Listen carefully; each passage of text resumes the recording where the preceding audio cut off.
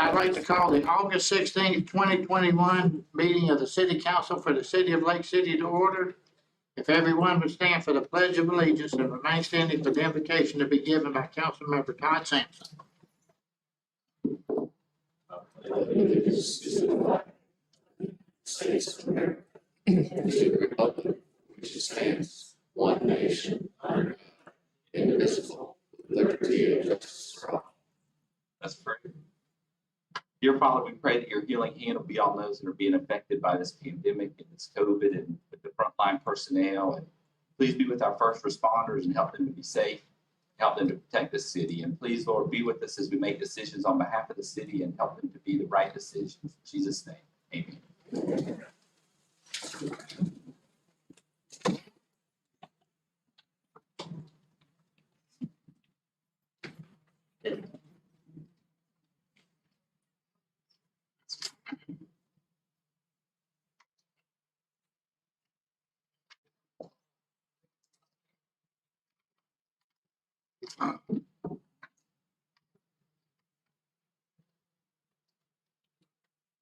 Ladies and gentlemen, the Lake City Council has opened its public meeting since 1968. The city code has prohibited any person from making personal, impertinent, or slanderous remarks or becoming boisterous while addressing the city council.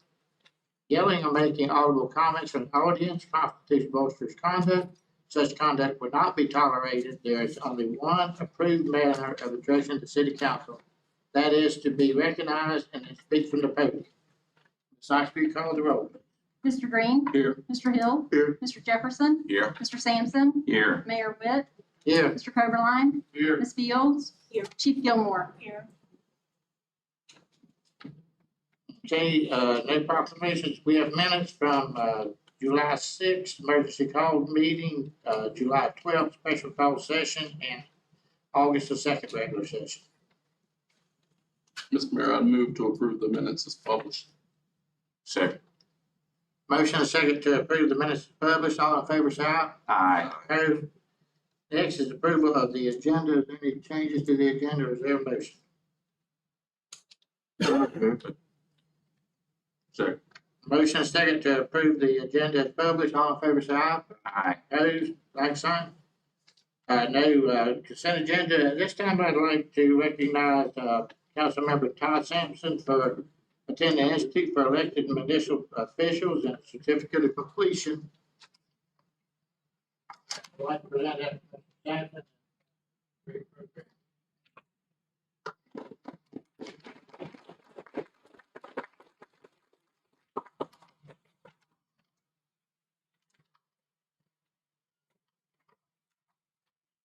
Okay, we're to persons wishing to address council, and I have a lot of people that have signed up to speak on, item, 12 and, or item 11, I mean.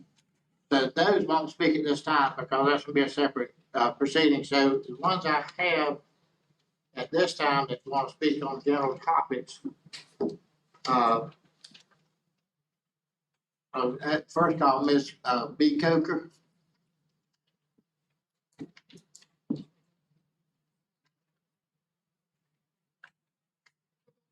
My name is B. Coker. My address is 636 Southeast Dad Drive, Lake City. I appreciate your allowing me to speak. Briefly, I just want to encourage the council to consider as an option for income revenue is to seek to have the businesses that are within the city of Lake City operating to have them obtain certificates of occupancy. We have quite a few businesses that are operating and they have not obtained occupancy license to do so. And if they obtain occupancy license to do so, some of them date back 10, 20 years, there is a interest payment that would have accrued up until now, and that can help offset some of our budget deficiency, as well as requiring some of the repair and contracting needs for commercial and homeowner repairs to obtain permits So really, I'm just here to ask you to look into occupancy license, requiring businesses to have occupancy licenses, and for contractors to have permits for residential and commercial repairs. If they obtain those, that's a significant amount of revenue that the city basically gives away by not requiring those things. So that's all I have to say. Thank you. Thank you. And I do want to remind everybody, we have a 3-minute time limit. The next one I have is Ms. Tina Roberts. Thank you, Mayor and Councilman. I am Tina Roberts. My address is 468 Northwest Hackney Terrace in Lake City. And I'm here to just thank the CRA for agreeing on the $120,000 beautification project. And this was on August the 2nd when you approved this. After the meeting, Mr. Jefferson asked me if I would be willing to go to the CRA committee meeting, and in the event that anybody may have a question that I could answer. Well, during that meeting, Mrs. Steele informed the group that there were financial issues with the removing of the trees, and they would not be coming down anytime soon. She stated the cost of this project would be over $200,000 to take the trees down. That did not include the planters, and it did not include the flowers. I said during the presentation, when I made it to you, that it had been studied and investigated, and the plan was well planned, and it was worked with Mr. Thomas Henry, who was Director of Public Works. I haven't seen anybody else. No one's called me, haven't had any communication with anyone else other than Mr. Henry. And I feel confident that the prices that he had and that I asked for were correct. I just needed you to know, I wanted to be sure that you were informed and that our community was informed of this dramatic financial difference that just appeared out of nowhere. All for the cost of this beautification project, which now has to go back in front of the CRA, and we will have to address it again. So it's pretty much been tabled, from my understanding. I just needed you to know that. Thank you. And we will need a CRA meeting, 1st of September. Two matters. Next is, Mr. Glenell Bowden.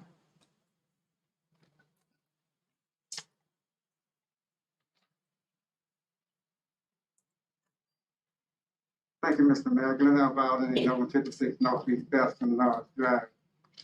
A couple of weeks ago, Mr. Mayor attended a county commissioner meeting, and Director of Health Department for Columbia County and Hamilton County addressed the county commissioner, indicated at that time that Columbia County was timber box for new virus that's going around, COVID-19, the Delta virus. But this weekend, we have a headline in the newspaper that says, because of the rise in the virus, Columbia County, unfortunately, is COVID capital of Florida. So I arrived before you tonight. I sent you an email asking you all to consider social distancing season for the public. Now I understand that a lot of people behind me and social distancing that might have been a problem. But that brings up another issue. Whether or not this room is large enough to accommodate the seating for the citizens that want to participate in our city deliberation.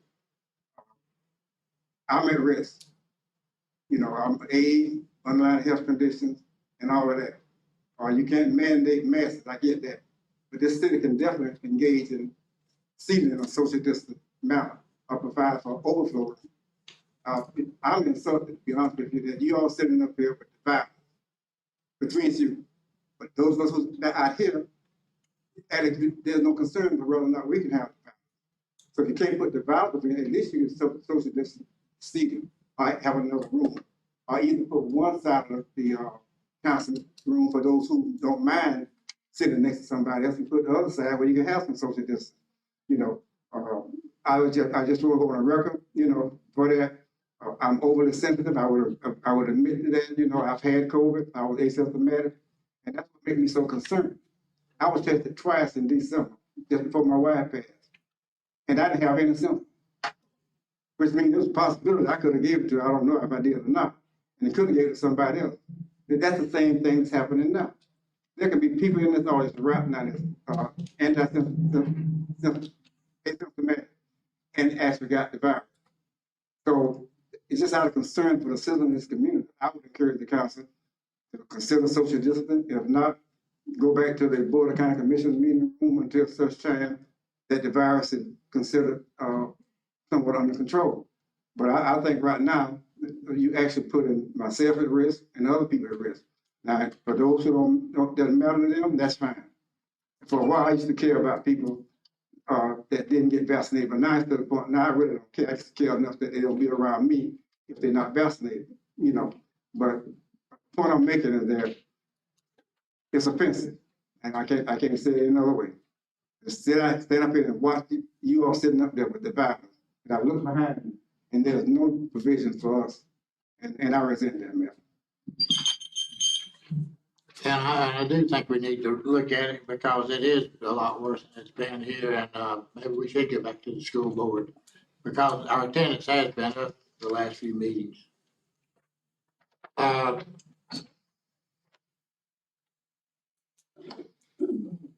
Sean Holgram.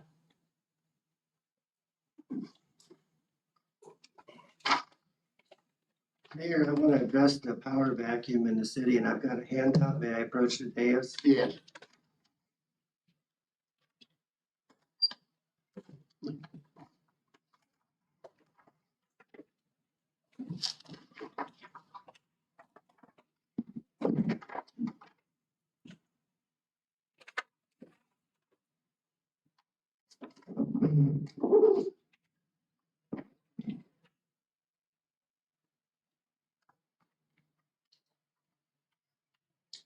Thank you, Mayor and members of the council. I am thrilled that you're going to decide which employment placement firm to hire in order to do a countrywide search for our new city manager, and hopefully the second choice can be hired as the assistant city manager.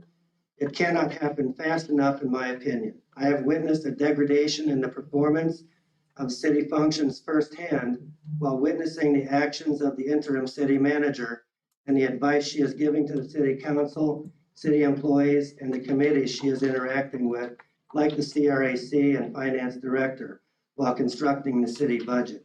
In the interest of time, I'm going to ask you to switch over to page 3 of my presentation, where we're going over the utility location is under the street and under the sidewalks. And I explained with that block diagram how that works in a typical streetscape. On page 4, street lights and holiday light receptacles have junction boxes located in the planter boxes. And again, I've got pictures to indicate where they are. Drip irrigation lines can be repaired and reused or capped off if not needed on page 5. And then on page 6, the trees are overgrown and need removal. You can see in the illustration that they're touching the building and or trees are missing with just shrubs left over. On page 7, the main utilities are not running through the planter boxes, or they could be damaged by tree roots. Instead, they're running under the roadbed or in the center of the sidewalk. On page 8, proposed tree removal will not disrupt sidewalks, roadways, or utilities. The trees can be cut off at ground level, not pulled up to remove the root structure, and then the tree stump will be ground down only 8 to 10 inches, about the depth of the sidewalk. On page 9, the costs for this tree removal project are expected to be under $28,000, even without city assistance. I broke that down and gave Audrey proposals that backed up my figures. The City Public Works Department can accomplish this work for under $10,000 as shown on page 10. On page 11, the lack of experience and changes in leadership have made this project seem formidable. The city has an interim manager, Amy Fields, with no experience in municipal governance and no project management experience. She lacks the experience, her lack of experience was on full display at the CRAC meeting held Tuesday, August 10th, wherein she estimated the cost involved with this $20,000 project to be between $200,000 and $300,000. The city still has no assistant manager to offer project management experience. The interim city manager has also suspended Thomas Henry, a veteran public works director with 3 decades of experience. And Paul Dial, the utilities director, doesn't address you directly. He sends his staff up to explain things. The city could easily accomplish all this work in a seamless fashion using its public works department and doing the DOT coordination instead of a committee. Newly revitalized beds can be used in a multitude of ways. Streetscapes with planters are versatile, and I rest my statements. Thank you. Uh,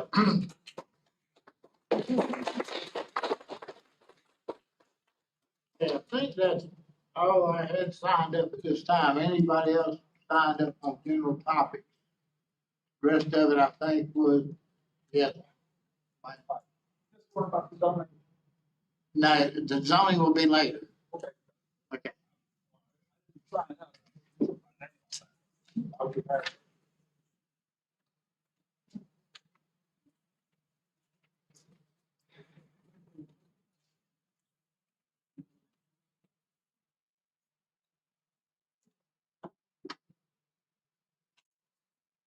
Okay.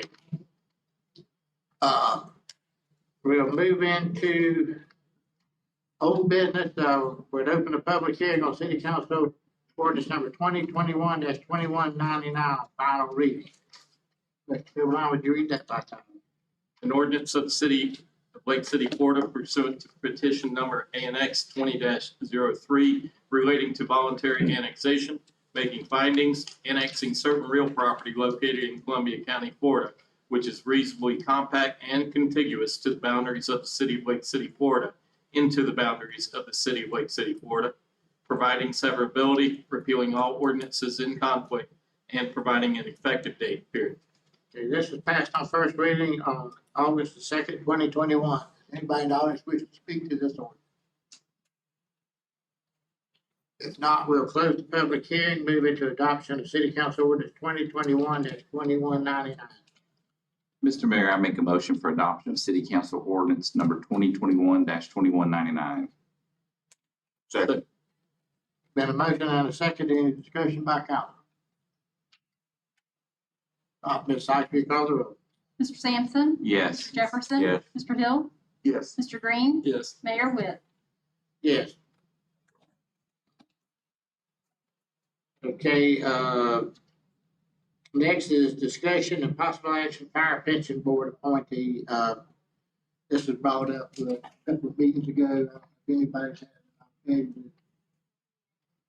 We don't have any names, so this is something we need to get a citizen of Lake City appointed, somebody not on another committee and good at doing that type of thing.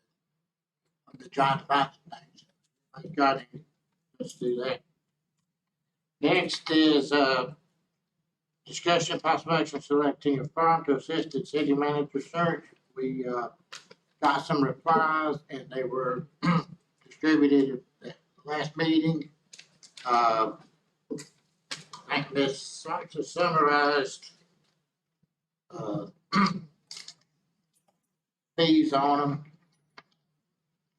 There we go. 80K was 28% of guaranteed salary. APCO was 31% of first year's salary.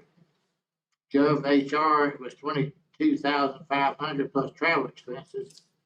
Renee Narlich was 15,450 plus travel expenses at 4,500 or 19,950.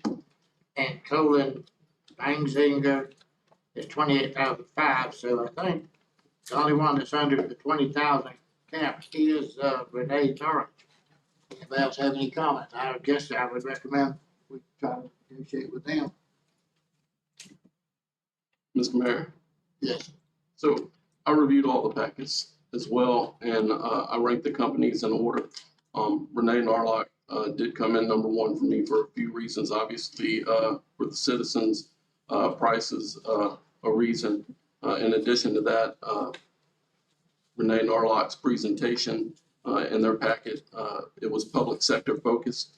as opposed to private sector focused.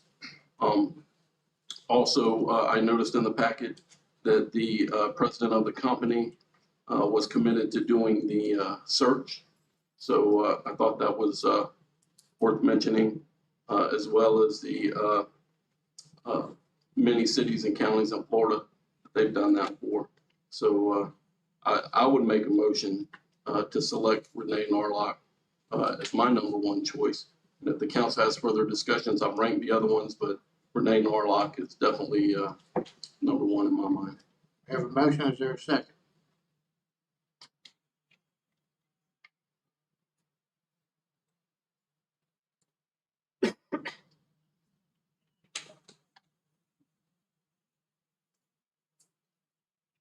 There's a motion, is there a second?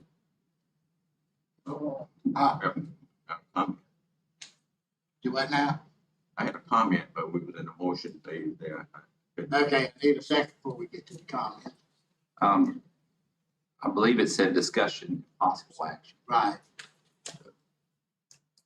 Okay, I can hold off on the motion. okay, well, I definitely, I want to hear other ideas. okay.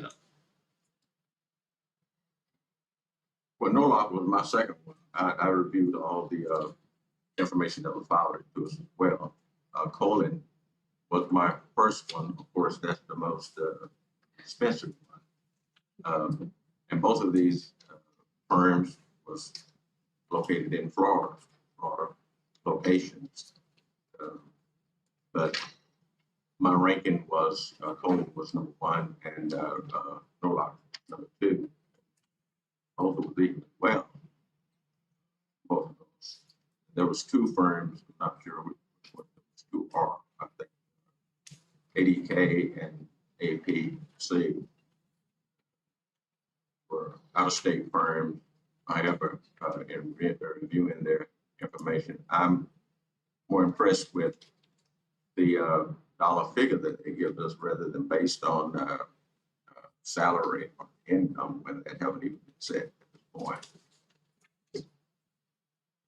So those are my comments. I can do it well. Second that. Okay. Mr. Mayor? Yes. So just concerning Mr. Jefferson's comments, I had that company ranked, the Colin company ranked number two. So we just flipped our 1 and 2s that were out of Daytona Beach Shores. I agree. I think they were more expensive, but I have to say that their package overall was more extensive. Certainly. The Colin, Okay, yes, and so that was my number two choice. The presentation was outstanding. I think for me, the cost was the difference between 1 and 2.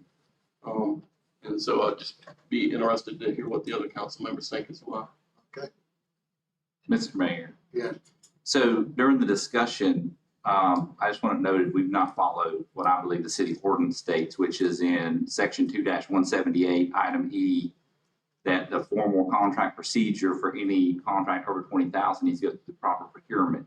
Now, there's some carve outs of that, but the way I read it, I don't think this is carved out because this is something that's readily negotiable. We're possibly going to spend 20,000. If not, it's interesting that Narlock bid 50,000 under the limit. So, and going to the ranking, I agreed with Mr. Jefferson, and then Mr. Green that Narlock was second, but Basinger was the first choice. But I'm concerned that we're doing this not in the way that the law requires through our ordinances. If you look, it says contracts above or exceed 20,000 shall be purchased by approval of the city council from the lowest responsible builder after due published notice inviting and requesting quotes and proposals. Now, I believe, if I understand now, the motion is made at the last meeting, I think. Now, Mr. Mayor, did you go out and get these quotes? Or isn't that what we had discussed, I believe? right. So we went and solicited quotes from these companies, but there could be other companies that want to bid that might even have a better program. I'm just concerned that we're picking and choosing companies, and I think Narlock, aren't they the ones who did Live Oak? No, Are they not? no. Oh, Narlock. Yeah, yeah, Narlock did Live Oak. So, I thought so I'm wondering if maybe they knew the ordinance and said, hey, we'll keep it under that number, so we'll be in there. And I don't know that, I'm just speculating, but to me, this needs to go through the proper process for a bid and an RFP. That's where I am at it. Other than that, I do think that out of the packages we got, which are quite extensive, Basinger was one and Narlock was two. Mr. Coberline, Yes, sir. do we need to go out for bids or can we negotiate less than 20,000? You can negotiate with a provider that is under 20,000 without going out for competitive procurement. Additionally, what you've seen recently, and this happens during the pandemic due to costs that are controlled more by the economy and less by your decision and timing, the under sub G of the section quoted competitive bidding for, under section G, the code provides that competitive bidding for purchases requiring council approval may be waived by the city council upon a finding that obtaining competitive bids is not feasible. Grounds for such findings shall be recorded in the meeting in the minutes, and then a resolution will be provided. You know, feasible would be things that are not easily or conveniently obtained. And I want to correct you, Mayor. It's my understanding that the procurement department contacted the providers, and I believe that to be the case. That was my recommendation, and then I spoke with Snells, who said that she could have it done within a week. And then provide it to me and not provide it to council. Now, if we went out to bids, how long would that take?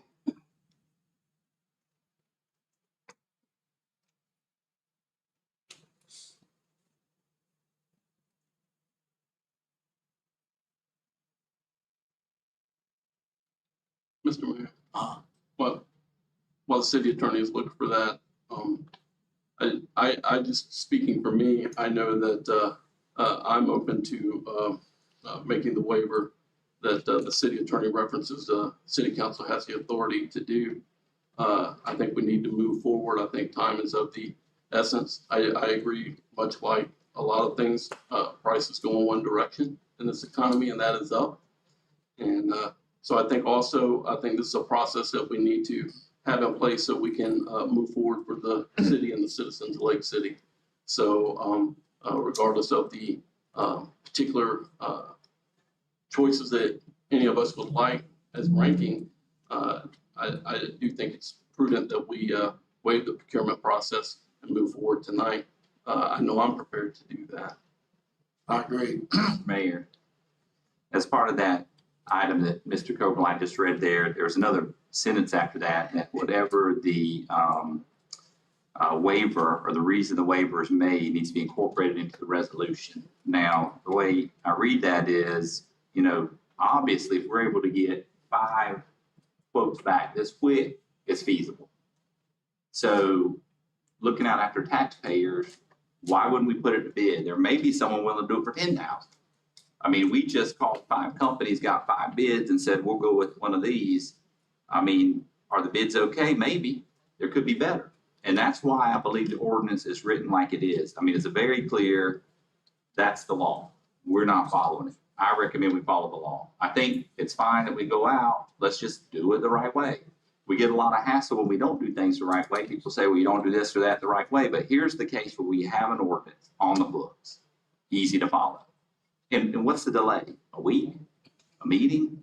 I mean, That's what I meant. we can't pass this tonight and do it. I guess we could pass it based on a resolution memorialized on the motion, but then we're going to have to add this wording that's called for there at the bottom of the feasibility. And I want to know what the feasibility is that makes it where we can't go to bid.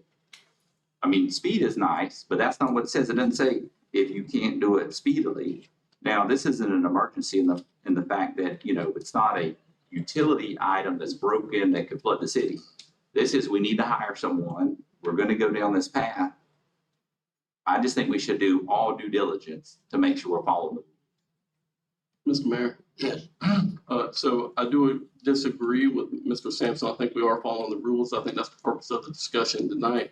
I think also tonight we've heard from citizens and other leaders in our community who are telling us that this is an emergency. They have lost confidence and faith in the interim city manager.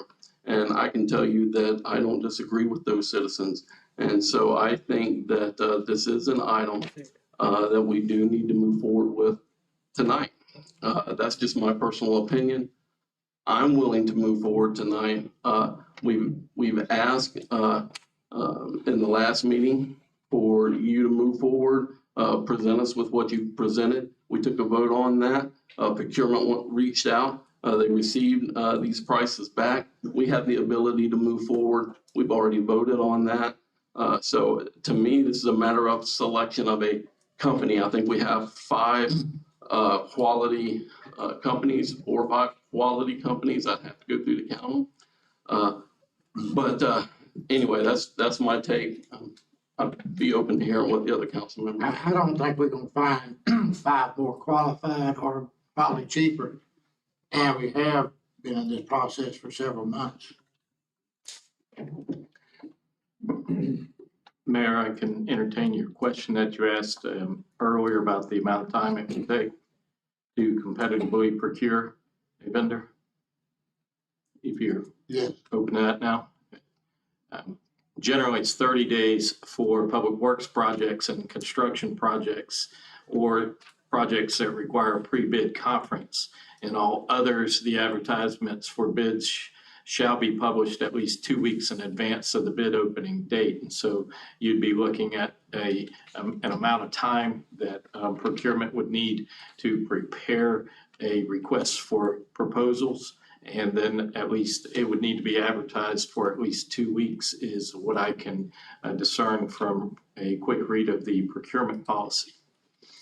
While I have the floor, Mayor, I agree with Mr. Sampson in part. The code says that the grounds for such finding, meaning a finding of the competitive procurement process not being feasible, those shall be recorded in the minutes of the council meeting at which such finding is made or incorporated into the resolution of the council authorizing such purchase. The way I read that is that recently there have been a few items that were not conducive with competitive bidding and procurement. And so those items came before you via resolution. Generally, they will have some provision that refers to section 2-178G of the code. And those resolutions provide the finding in them. Whereas when there is a issue such as we have tonight or any other emergency matter, then the reasons for not going through the procurement code and competitive process would be memorialized in the minutes.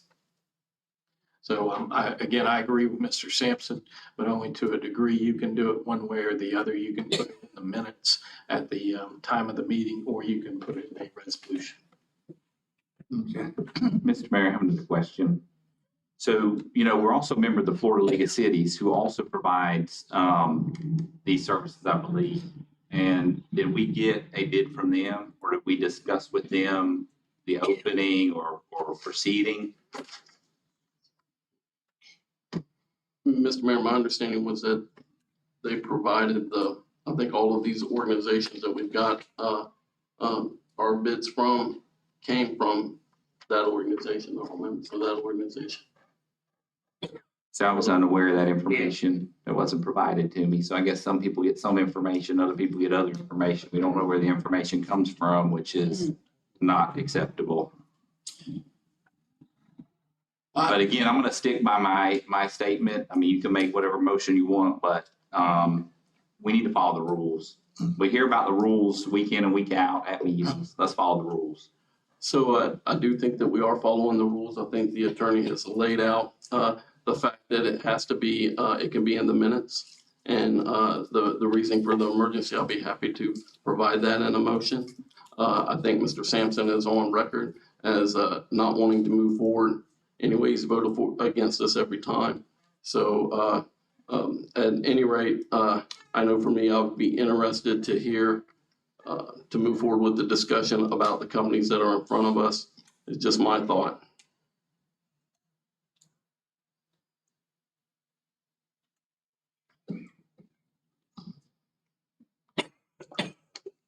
I could go with either Norlock or Basinger. I get it, at Norlock, the price is one thing, but I think they're all competent. I think all, but those were the best two of them. Would, Mr. Mayor, I'm just curious if Mr. Jefferson is, if his opinion is that the Colin Basinger is his number one choice. If he would support that, I would certainly, I understand their packet was very extensive, over 91 pages of material, quite frankly, with a long history. So I would be prepared to move forward with that company. But I would want to make sure that Mr. Jefferson was comfortable with that. As I've more said, I'm comfortable with either one of them because that was my number one and number two. So I'm comfortable with either one of them. And if I understood the city attorney correctly, said that we have options to go either way, but we could move out with it. My opinion is I think we need to move out. So hearing Mr. Jefferson's concerns, Mr. Mayor, I would go back to making my motion that we select Renee Narlock and Associates to do our city manager search based on the information that they provided.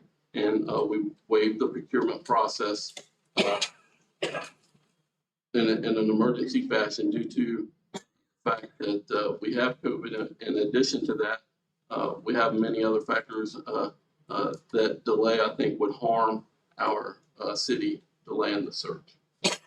Okay, there's a motion, is there a second? Second. And a motion and a second, any further discussion? Mr. Mayor, I think the quote for Mr. Green about the harm further is, in my opinion, exaggerated. I've heard just the opposite of what you've heard. I mean, I've heard some complaints and I've heard some positive things. So I think it's important to keep an open mind. And I just think the point is we have rules for purposes. Well, not, Ms. Sykes, we call the roll. Mr. Green? Yes. Mr. Jefferson? Yes. Mr. Hill? No. Mrs. Sampson? No. Mayor Whit? Yes. Okay. I did have, Mr. George Hudson want to speak at this time.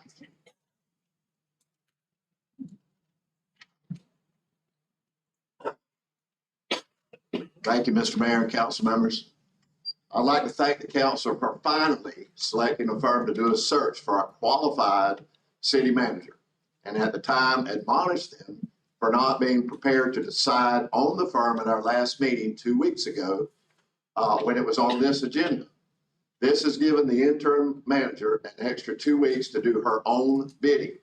I am hoping that the chosen firm will do its due diligence search to find a fully qualified city manager that has no ties or blood relations to our city, but will come in and embrace our entire community and our history to carry us forward into the future. I'm also hoping that they perform their search as quickly as possible. Our city charter, section 403, acting city manager, states that subject to the approval of the council, that the manager shall designate by letter to the city clerk a qualified administrative officer to exercise the powers that perform the duties of manager during his temporary absence or disability. 2 things. Our manager was removed from office, not absent or disabled, and the council took it upon themselves to appoint someone who at that time was not a qualified administrative officer and chose to give her full powers of the office. During our interim short tenure, I have heard from secure and reliable sources that city employees are quitting, retiring early, being demoted. I also heard from a secure and reliable source that our interim has discussed downsizing, basically defunding our police department. 2 weeks ago, there was a transient in my neighborhood. at my neighbor's house, walking around it, looking in the windows, trying to get in the doors, etc. I walked over, asked what he was doing, told him to hit the road. As I called the police to report this, he began walking towards your house, Mr. Sampson. Last Sunday, my daughter texted me to tell me that she saw on Facebook that an armed person was being chased by dogs a block over from my house in our neighborhood, Mr. Sampson. Mr. Sampson, please tell me, who are you going to call if there's a defunded police department to come to your family's rescue? Mr. Mayor, I've been mentioned, I need to respond. Okay. He mentioned me, so I need to respond. That's fine. That's an interesting statement. So where are you getting this information about defunding the police? A secured source. So that would be fake news. No, it would not. Well, show me the paperwork. I don't have paperwork. It was told. So it's hearsay. That's. And I'll tell you who I call. I call the police. I've called them on multiple occasions. I met with the FOP today for the police department. So I think if you're going to speak and mention me, at least speak to something that is I will. is at least true. I will. And you can call me anytime and we can discuss it. I will. You don't speak to me as I walk down the road. So I have spoke to you several times. this is not the issue here. The issue is all of us. I need to get you to clean up the dog crap from your dog in the middle of the road. Excuse me, my dog doesn't go in the road except when I walk. Okay. We have, I think. Okay, everybody. That's not the point, and I'm not trying to call out Mr. Sampson on this point. I'm asking him and all of us, what will we do? And I can rebuttal and ask, do you have personal knowledge that there will be no defunding of the police department? That is a question that can come back to you during this interim term. Also with Mr. Jefferson, he had people came in front of his house. Who's he going to call? The Lake City Reporter also stated a few days ago that there have been over 70 shootings reported in our city this year so far. Who are any of us going to call once again if something like this happens? At our last meeting, I personally watched the interim manager trying to communicate to someone in the audience to tell them she would text them. She was doing this while Ms. Roberts was doing her proposal. This is not a qualified or professional person to do this. Please, get this moving forward, get the firm moving forward. I apologize for anything if I offended any of you.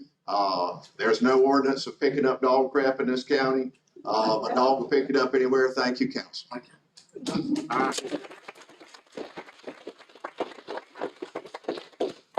Okay, we're gonna move into new business. We have resolutions. The first one is City Council Resolution 2021-119. Mr. Carolina, would you read that by title?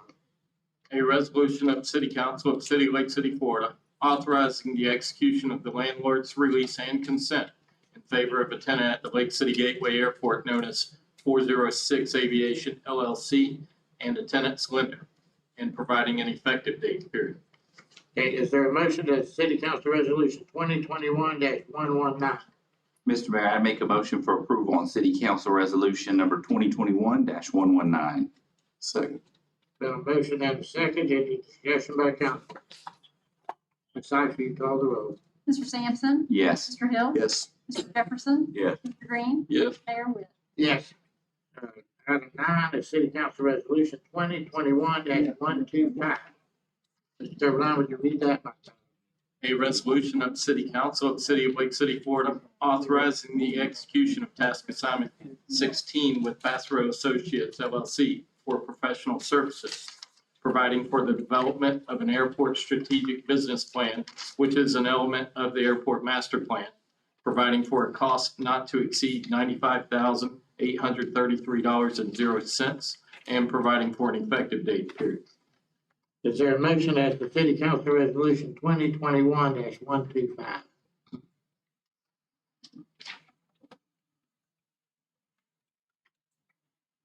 Mr. Mayor, I move for resolution 2021-125. A second. Motion and a second. Any discussion? Ms. Sykes, will you call the roll? Mr. Hill? Yes. Mr. Jefferson? Yes. Mr. Green? Yes. Mr. Sampson? Yes. Mayor Whit? Yes. Okay. Next is City Council Resolution 2021-126.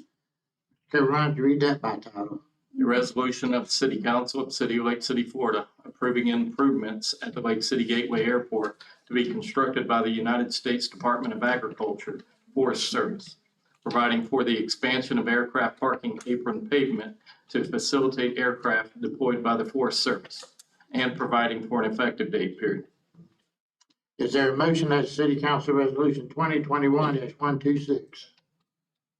Mr. Mayor, I move for the approval of resolution number 2021-126. Second.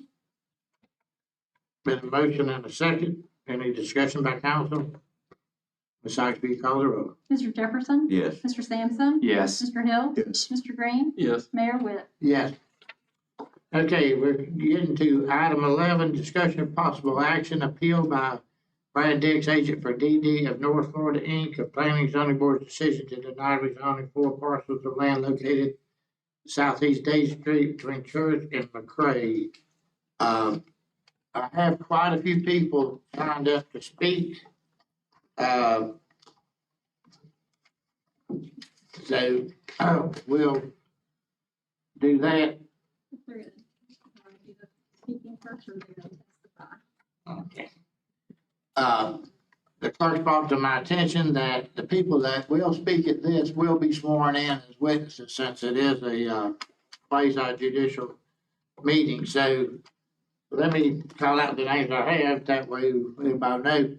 I have Rocky Ford, Mavis Georgialis, Chris Leidick, Nancy Wozniak, Brenda Douglas, Roger Hadley. And then I had somebody at 632 Northeast Richardson, but they didn't put a name down. Who's that? They do too. That's me, Mayor. I'm sorry. Okay. You can fill me in. Okay, all those people, if you will raise your right hand. Do you solemnly swear or affirm the testimony you're about to give in this matter will be the truth and nothing but the truth? Okay. At this time, I'll call Mr. Young up to present the beginning of the appeal.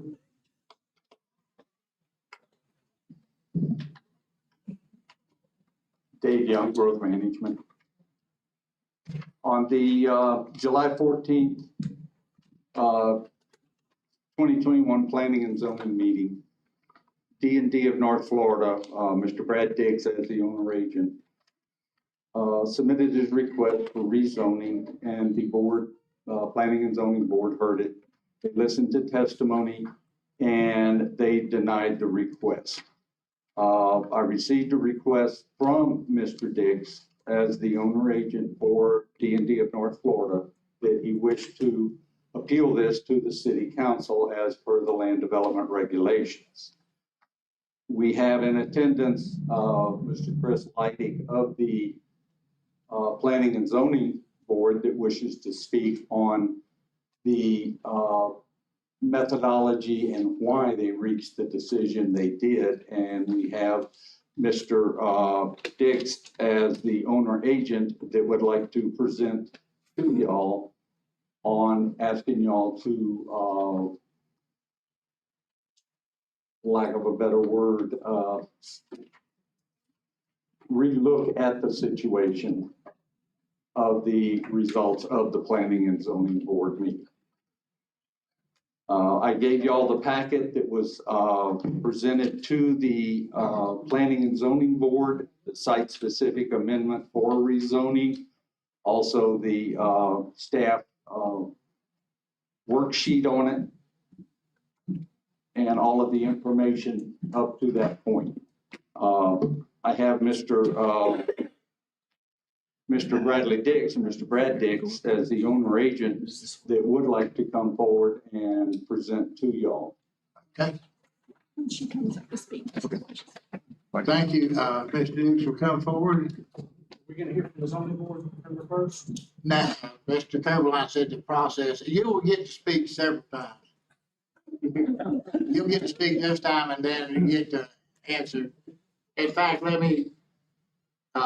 you will speak then Mr. Leidick will speak. We would request that the zoning board, because they have not reverberated the findings in which they denied their motion to deny. I've asked the city if I could get a copy of that motion, so I would rather them present the reason they denied first. The findings are clear, and that way I can have a rebuttal. The findings are not. Is there any problem with that, Mr. Everline? Your Honor, I would agree that with Mr. Dick's premise that he does need the finding before he can appeal it. I was unaware that they had not been introduced. Right. And Mr. Wiggs, you heard me swear everybody else, and I think you're the, okay, I'm gonna swear you in now. Do you solemnly swear or affirm the testimony you're about to give, this matter will be true, the truth and nothing but the truth? I swear. Okay, that should swear everybody in. So with that, we'll let Mr. Leidick speak, and then I'll bring you up right after that. Thank you. If Mr. Christopher Leidick will speak on behalf of the zoning board. Good evening, council. Obviously, there's going to be a number of it. Do you need my address for the record? Obviously, there's going to be a number of individuals that will be speaking on a more subjective matter as to why they feel as residents of the community that this should or should not take place. I'll only be representing the objective deliberatory actions that we took as a planning and zoning board that serves at your pleasure. Usually meets on the Tuesdays after you guys meet. We took a look at this petition in terms of what it meant, not only from the guidance we received from the LDRs, but also the information and the theory out there for responsible growth management and zoning when it comes to medium-sized cities such as ourselves that we all tend to keep up with. That being said, I'd like to draw your attention to the exhibit on the board there. What you see in purple is one of the largest contiguous RSF3 zoning blocks remaining within Lake City itself. It has been nibbled around the edges with a few non-conforming and separate zoning changes and applications over the years, where you see the diagonally hatched properties there in the core of that district. What the petitioner was requesting was a broad scale shift from a RSF3 single family residence zoning designation to a, and I believe the packet in two different places. One, it's called an residential multifamily 1, and then elsewhere in the packet it refers to a residential multifamily 2. I'm a little uncertain how that's changed between the time it appeared before planning and zoning to now. But regardless, whether or not it's a 1 or a 2 designation on that multifamily residential zoning change, what you see is it is going to create an isolated zoning district within one of the largest remaining contiguous zoning districts left in the city. Now, subjectively, I'm not here to speak on behalf of the residents. I'm not here to speak on behalf of concerned citizenry. But from the standpoint of good zoning policy and responsible growth management, the development of such isolated zoning islands is something that is typically to be avoided in many cases, especially when within a established and older single-family residential district, you have multifamily dwelling zoning requests. At this time, I'll entertain any questions that you may have for me as a representative of your board, but I'm not going to speak on to the subjective matters of this, strictly the deliberative process by which we came up with our denial. Mr. Mayor, I have a question. Sure. What is this map? This is not the city zoning map. That is the city zoning map. Because I'm looking at it on the North Florida Planning Council, and the property on the south corner there is zoned RMF1 currently, as well as 4 other lots down at the bottom, and 2 other lots in the northeast. This is from the county, and the county's map's not correct.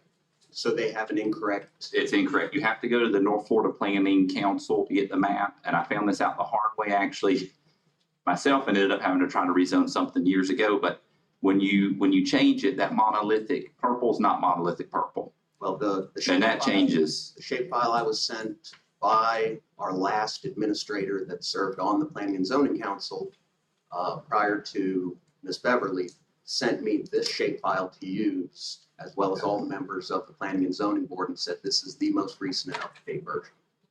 Yeah. Mr. Young, I don't deny that it may not be fully up. okay. I just wondered, because I know one of our big things is an island, but on that same block, you've got 2 lots that are zoned RMF1 currently on that same block where those 2 lots are, and the southeast corner. Well, those updates. And one is actually a duplex.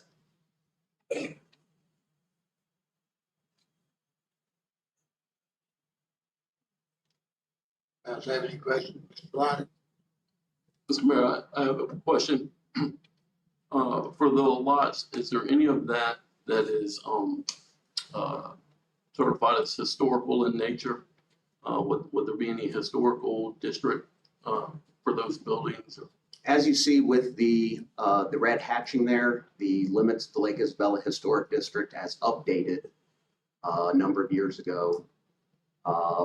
It does abut said district, so it is not within the district for the sake of the historic preservation issues that attend to it, but as you can see from numerous COAs which our board has issued over the last 5 to 6 years since we began enforcing that portion of the city's land development regulations, areas within what's defined as the view shed of the historic district are also subject to review under National Register criteria. The thought being that just because a property line may represent the difference between what's in the district and what's not in the district, irresponsible development on one side of that arbitrary line could have demonstrable adverse effects on properties eligible for listing or listed on the National Register of Historic Places by the United States Department of the Interior. And the properties in question, are they in the view shed? The green line represents the 1 block view shed around the red line, which symbolizes the amended limits to the Lake Isabella Historic Residential District as submitted through the National Register process. I see. Thank you. Okay, anybody else? All right, if you're done, then I'll bring it back. No one else is interested in the wonderful world of zoning? I thank you all. No.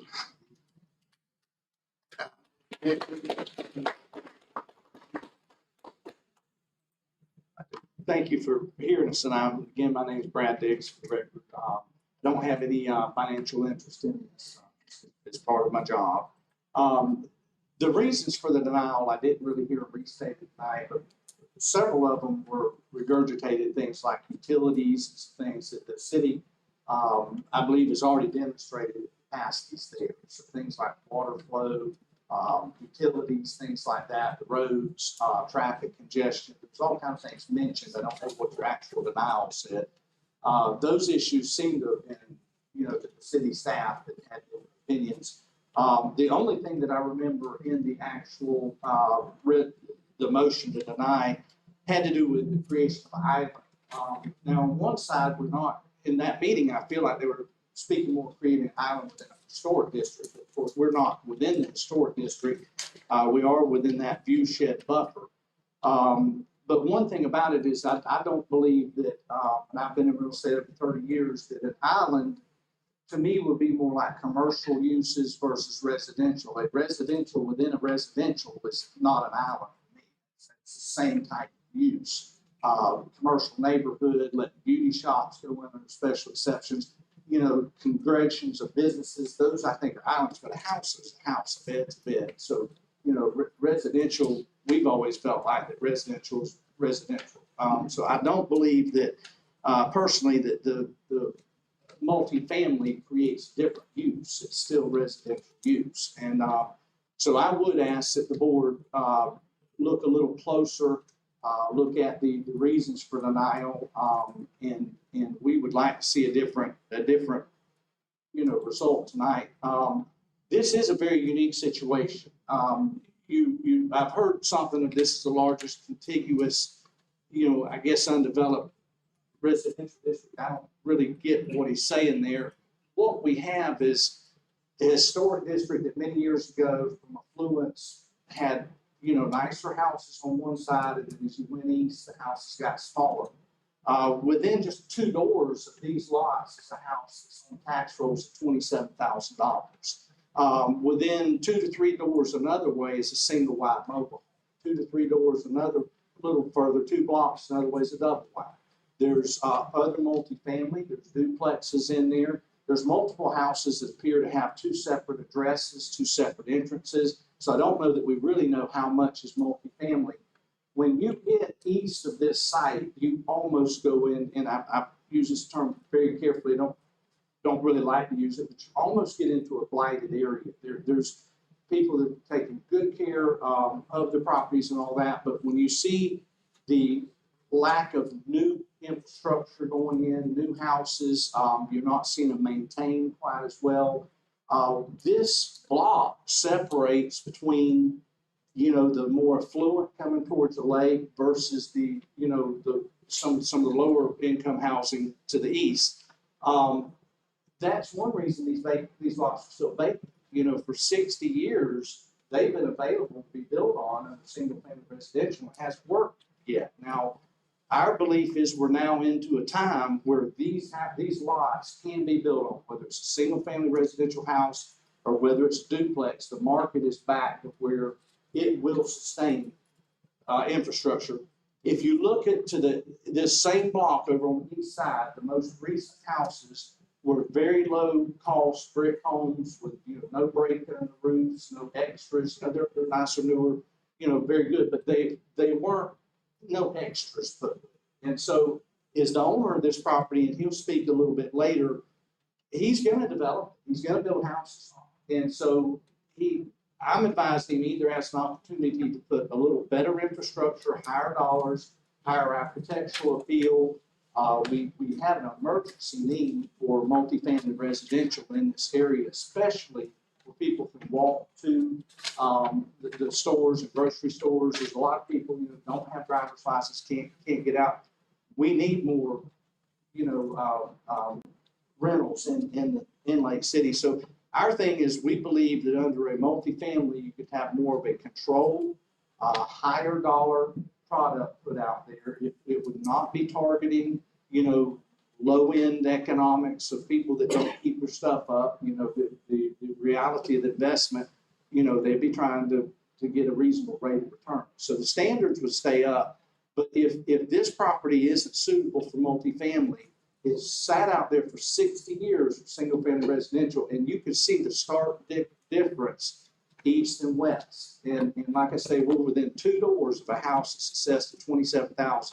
So there's many houses that if you went in to build a house, you would have neighborhood obsolescence, and your house would depreciate from its cost. It may not even appraise at what it costs to build.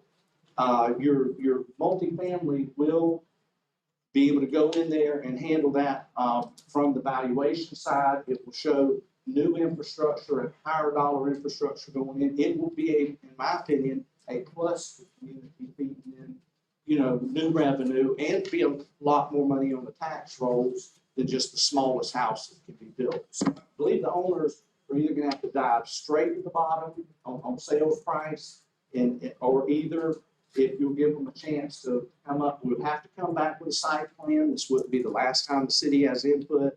But we do believe if multifamily isn't, you know, suitable here, where is it suitable?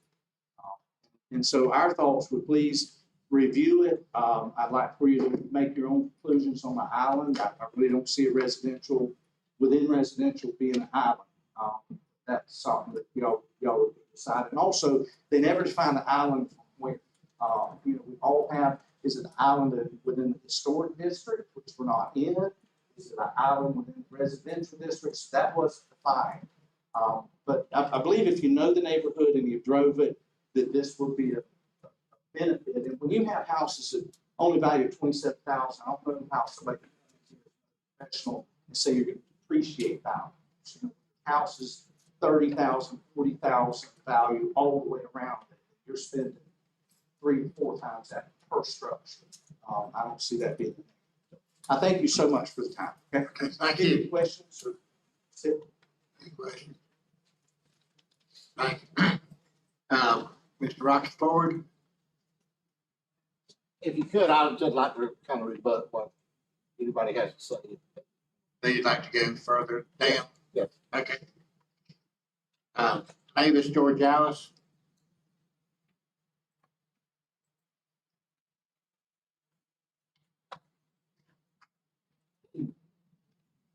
Hi, my name is Mavis Georgialis. I reside at 223 Southeast.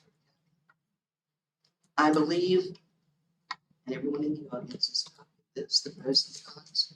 This is a little of needs to be some question. And while Mr. Dix painted out the loving care that these properties right now, We can't hear him now. Mayor, we can't hear you. Address us and talk to the mic. can you hear me now? Yes, ma'am. Can you hear me now? At least 3 people that I know of have tried to acquire these properties, and Mr. Ford has refused to sell them. We have tried to acquire them to protect the condition these properties are in from creeping into other properties that we own. The only time they're mowed is when we complain to the city and the compliance officer goes out to mow them.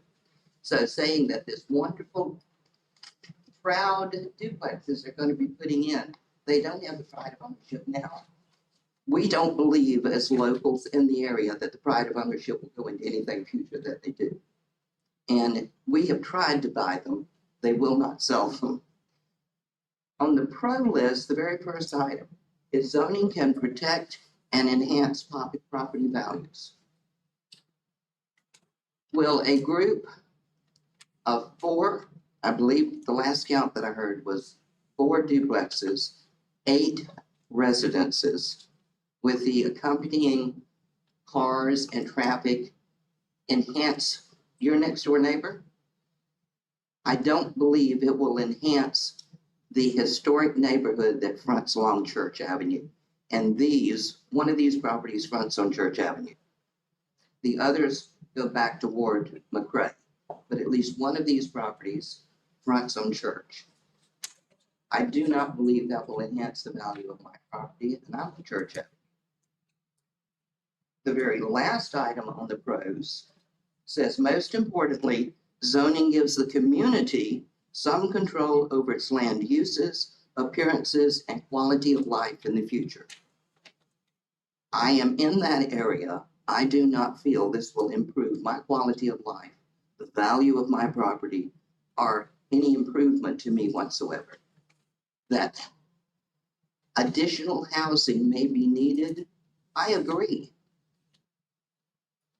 But it will not enhance this. This is one of the few historic areas left.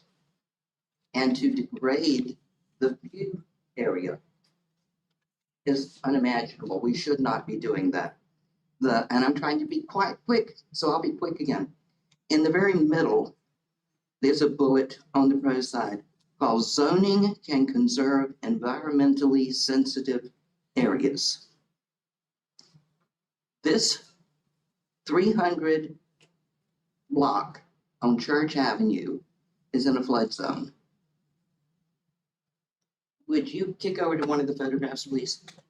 This is, within the past 4 years, a photograph with me standing out in the water on Church Avenue.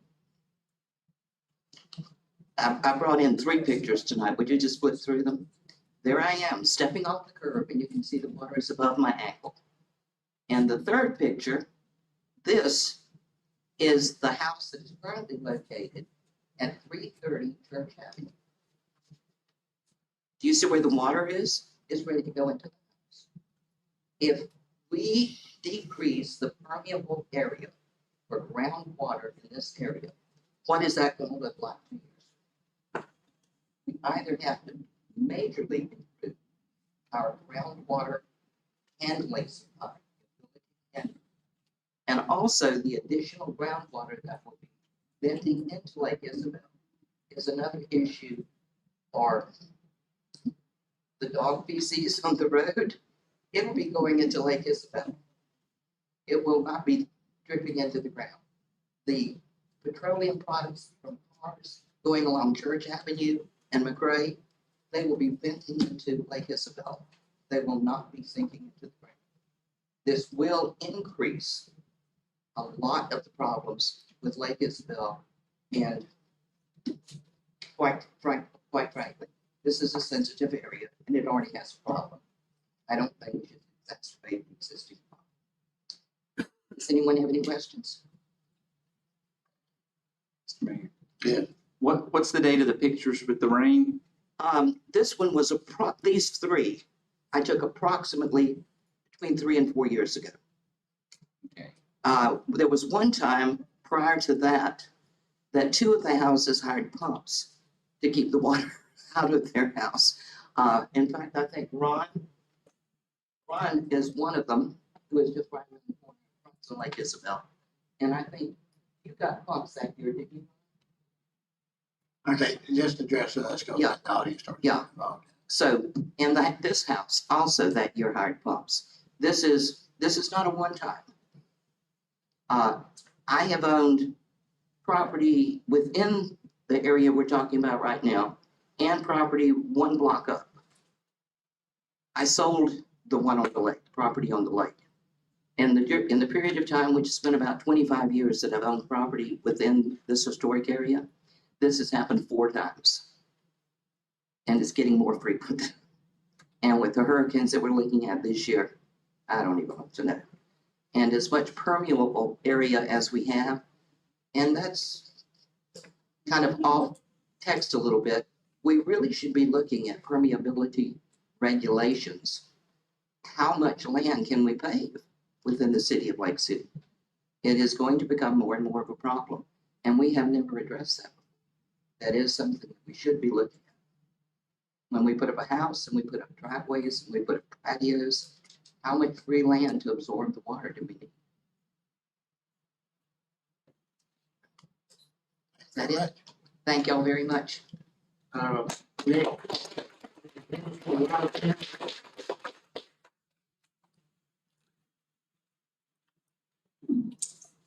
Thank you, Mayor, council members.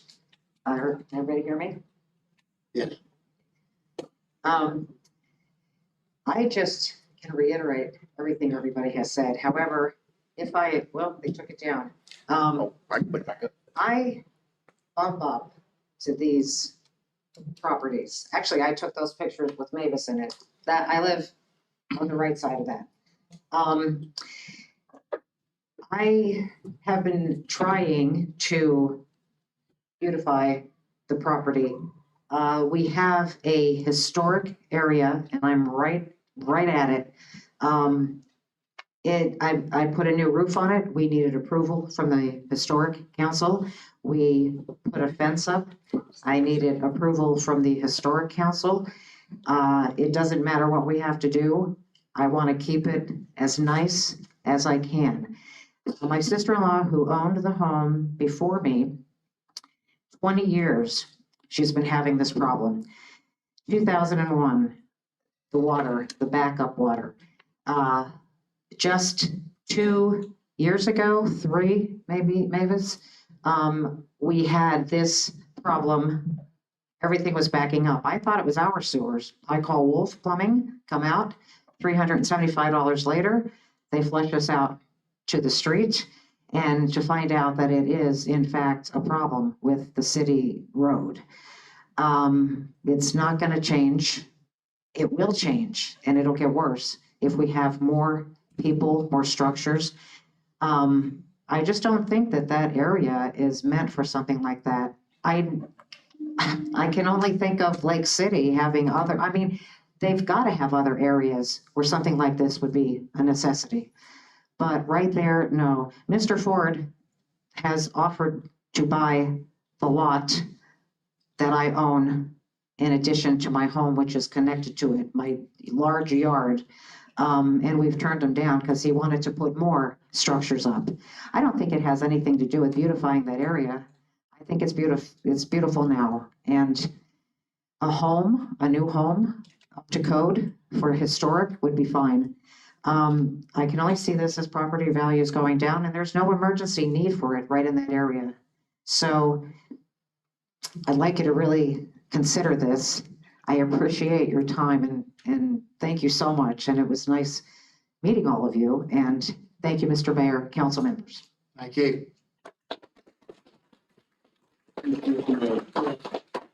Point of order, we need to address the applause by the crowd for the order, I feel.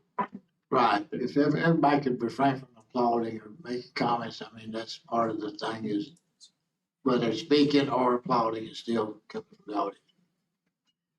Ms. Brenda Douglas.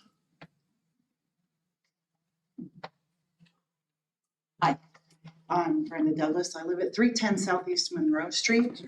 My family built that house in 1937, and my family has been in Lake City for longer than that. As a longtime resident of that neighborhood, and not just specifically within the boundaries of the historic district, we already have 2 sets of apartments on Brown Street that are lower income and are a constant problem as far as crime, police calls, lack of maintenance. It's awful. They're filthy, they're crime-ridden, and we don't need more of that in that neighborhood. We're talking about adding 8 families. That's adding traffic. We have speeding problems already on both Church Avenue and on McCray. We have speed bumps on Church that do no good whatsoever. And there are none on McCray. And people fly up and down McCray Avenue. I think we're all aware that most rental units in Lake City turn into lower income housing. Mr. Ford and Mr. Dix claim that they're not going to go that direction, but what happens when down the road, those properties pass to someone else, and then they do become lower income? That definitely affects our neighborhood. We have just really begun the gentrification process in that neighborhood. There's a home next door to Mr. Leidig that was just refurbished. I myself have just started working on my home. Ms. Wozniak has been working on her home. There are a number of homes in that neighborhood that have begun the gentrification process, and a bunch of rental units lowers property values, whether in reality or in perception, and perception is reality. That just tanks our gentrification. We're not all affluent. I know somebody here said it was more affluent within the historic district. We're not all affluent. I'm not. But I still don't want a bunch of renters who don't maintain their property. They're not responsible for maintaining their property. And as I said, Mr. Ford can't live forever. So what happens when someone after him acquires that property and they're not dedicated to a level of maintenance? Like I said, we've been since 1937. My family's been in this neighborhood, and I don't want to see it change like that. There's no reason for it. You add concrete when you add all these new multifamily places. It changes runoff patterns that potentially affect the lake. Nuisance they may be, but we have federally protected ducks that call that lake home. Like I said, they might be a nuisance, but they are still federally protected. And there are huge numbers of them in that lake. As well as other wildlife. It's not just those silly ducks. Just to reiterate everything that everybody else has said, the residents of that neighborhood don't want multifamily residences in that neighborhood. Thank you for your time. Thank you. Okay, next is Mr. Roger Hadley.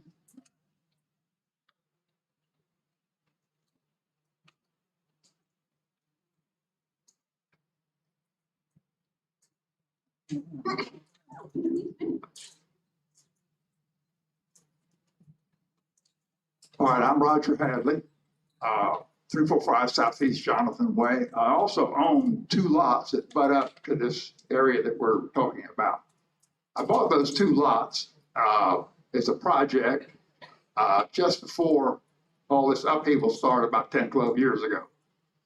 I paid a good amount of money for a set of plans. It's called a Georgian Foursquare. Comes right out of the 1890s with central heat and air. Meant for them, blend into the neighborhood. And maybe with a place like that, maybe this group to the east of it, maybe would kind of slow down. When I bought it, was a historic neighborhood. I guess I'm gonna have to change the story a little bit. I butt up to a historic neighborhood. But anyway, we ought to try to maintain this place the way it is. And the way I hear some other people talking, they have, checked with historic society and so forth about when they make an improvement on their house. Now, what I did do is I drove down the roads, the streets that adjoin Lake Isabella. Okay, I counted 16 houses that had a fresh coat of paint on it. And several of them also had a lot of, rebuilding and so forth in the inside of the house. This is not a neighborhood in decline. And some of these houses you've heard about are maybe close to the area, but they're not really in the area. All right, the other thing we do have a historic sewer system. It goes on the blink every once in a while now. All right, now, when you get not 6 new homes, you get 12 families pouring into that sewer system, yeah, it won't be able to take it. Now, are we going to ask the taxpayers of this county to upgrade a sewer system? That's what it amounts to. All right, Mr. Mayor, ladies and gentlemen, thank you very much. Thank you. Here, Mr. Sylvester Warren.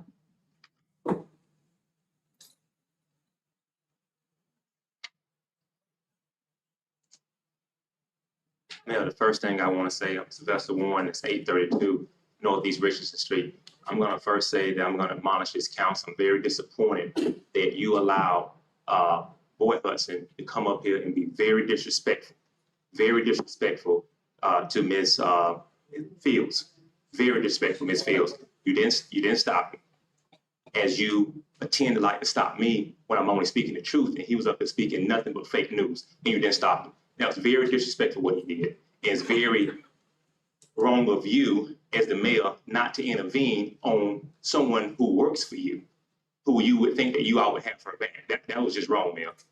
And as far as I'm concerned, that phone call that we had and that agreement that we made based how you let Mr. Hudson come in and disrespect her, consider that off. Consider that off, Mayor. Also, I want to talk a little bit about the issue at hand. This council, you said that your heart, Mayor, you spoke about this for years, and I hope you hadn't changed your mind. You said your heart is all about affordable housing. Your heart is all about workforce housing. Your heart is all about bringing more housing to meet the needs of the people. You even talked about you had a brother over in Jacksonville that you share the same heart about helping people, and that anytime a project, either myself or somebody brought before you, that you would work hand in hand with them to develop more housing. Mr. Mayor, the only thing that I've heard from different residents, and I own property in the historic district. I own property right down from Marion Street, right by the bus station. The most horrible thing in the whole historic district is the Greyhound bus station. I mean, I think that needs to be upgraded, something to be done about it. But as far as a development standpoint, Mayor, nothing that they said should get in the way of development. Everything they said, I sat back and I listened, I took notes. They talked about crime. That's a police issue. They need to be talking to the police chief about that. They talked about the roads, flooding. They need to get with Public Works about that, our utilities. They talked about the apartments not being kept up. They need to get with David Young. That's code enforcement. Those are not development issues. We are too far behind on places for people to rent and people want to bring industry here to have a place to stay. We talk about this day in and day out. Now you have a guy that spent a lot of money for that dirt, and he's willing to put something here to benefit a need that we have. Why do we not respect capitalism? Why do we not respect the fact that a man is going to try to improve a need or solution to a need that we have, man? And people in this community, they have a problem with it. They seem to only have a problem with who they don't want to possibly live in them. For all they know, their sisters and their brothers may come rent it. And if they don't want nobody to rent it that don't look like them or don't think like them, when it's built, tell all their family members to come rent it out. I don't think Mr. Ford or whoever is a part of the project will have a problem with that. But to deny an opportunity, and you know how bad this council know that, we need housing. We need housing. And I pray that this board, not for the sake of affluent people, but for the sake of people who need a roof over their head, do this development project. It ain't every day that people are gonna come put their private money in deals like this. It ain't like the man coming out here asking the city to give him money.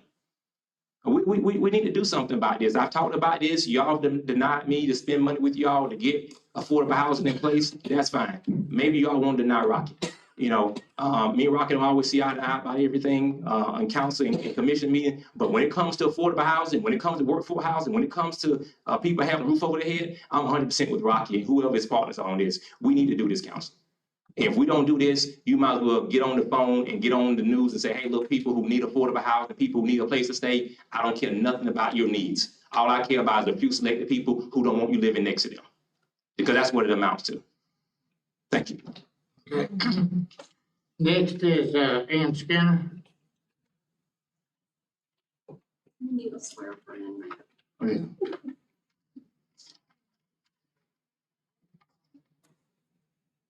Okay, I think I need to swear you in. If you raise your right hand, I swear everybody, do you solemnly swear or affirm the testimony you're about to give in this matter will be the truth and nothing but the truth? So help me God. Okay, go ahead. Ann Douglas Skinner, 360 Southeast Monroe Street, Lake City, Florida. I have lived in this home on the corner of Church and Monroe since the 80s. There's been a double S Douglas living in that house since the 40s. And it is on the historic registry. In all the years I've been there, and trust me, there were issues, no central heat and air. I mean, it was a great house, but it needed a lot. And I don't mind putting the work into it. The problem I have is when someone tells me that there are developments coming and it's way down the street. I'm sorry, I can sit on my porch and see it right across the street. And it occurred to me that since I bought the property that abuts mine that goes down to the lake, and it's a beautiful big, over an acre with a 500-year-old oak tree, I could be well served to just extend this development, and I can build on the lake, put in a whole bunch of apartments, take out that 500-year-old oak tree, and make a whole lot more money if that was the issue. But it's not. It is preserving an area. And I'm not going to live forever, but I hope my granddaughter does, because eventually she'll be the one that's mopping and sweeping and doing all the important things in life. I would like to say that Roger's property is on the corner across the street. His butts up to the proposal. And I know people have tried to buy that property. It's not like you can't find somebody to take it, because they would. I remember when that property, starting 10, 12 years ago, when the first owners had it and wanted to develop it, it was beautiful with trees everywhere. And they went ahead and cut all the trees down, so now it's just, empty lot from one street to another. And the problem here is thinking about how to best use this property so that we can have affordable housing, if that's what you're looking for, but you don't have to make housing scrunched up into the area as duplexes, apartment buildings, or whatever. as Roger Hadley said, he is staying within the design of the neighborhood. And he's going with a design that will work with what's there. As I look around the room and I see family, I see friends, I see former students, and I can only hope that these people will also continue to fight, pick it up if that's what you need to do, because the historic district is shrinking. And I look at all the work that's been done around the lake, across the street. I have family down the street. It's a wonderful place to live. And I hope that others will have the opportunity to live there. But perhaps the density needs to be looked at. And I hope that in the end, we can all preserve some part of our community that is historic. Thank you so much. Thank you. Okay, next is Susan Keating.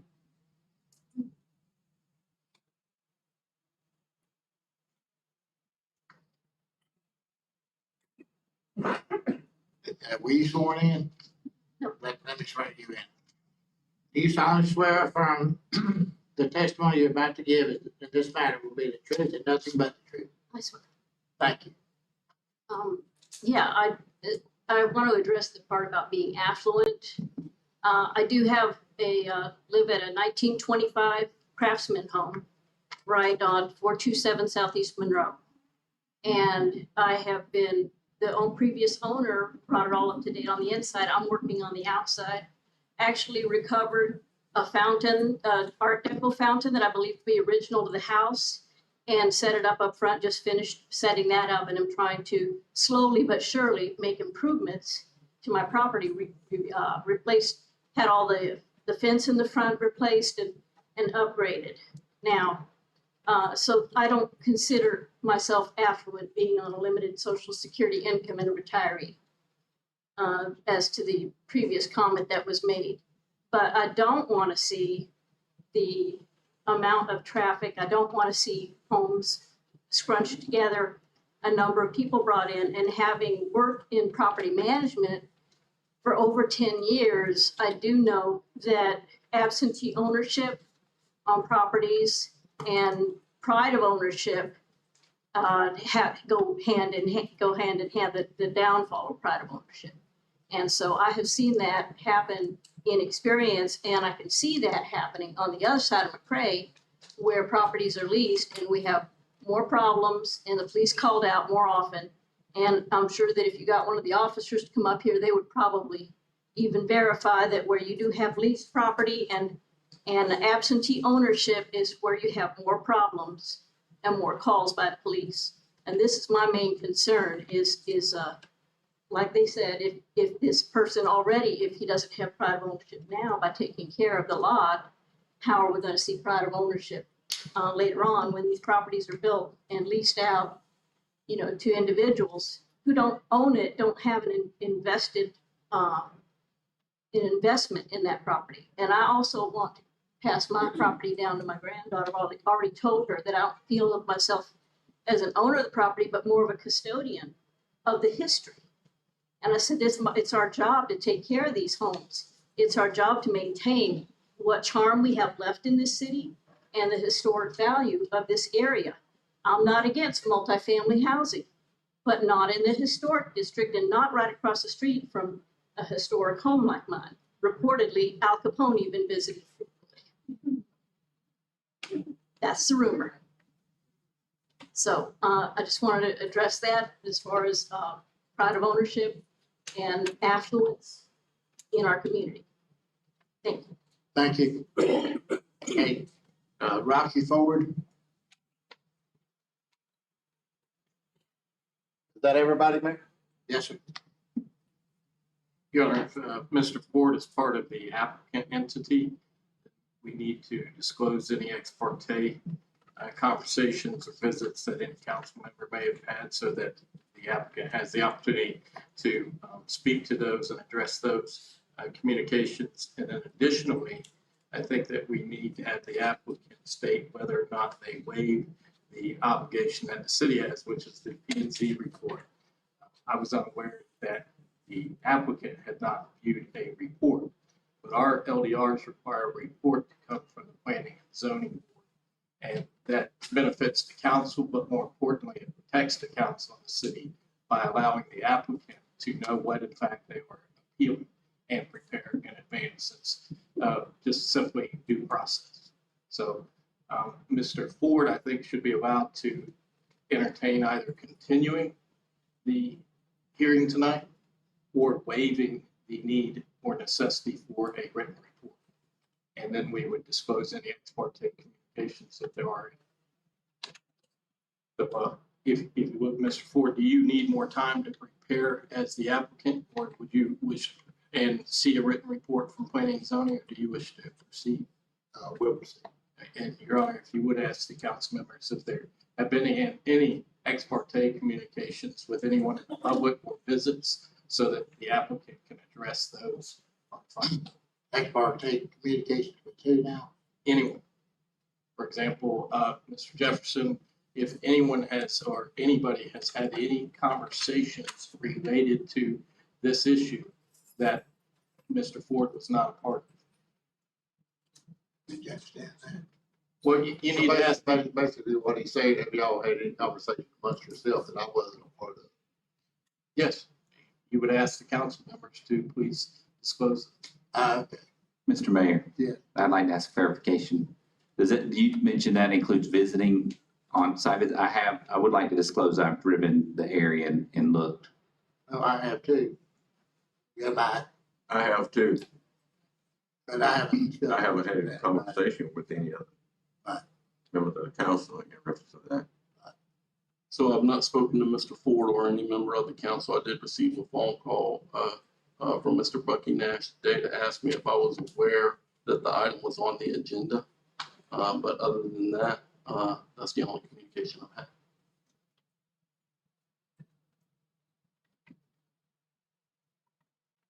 Anybody else?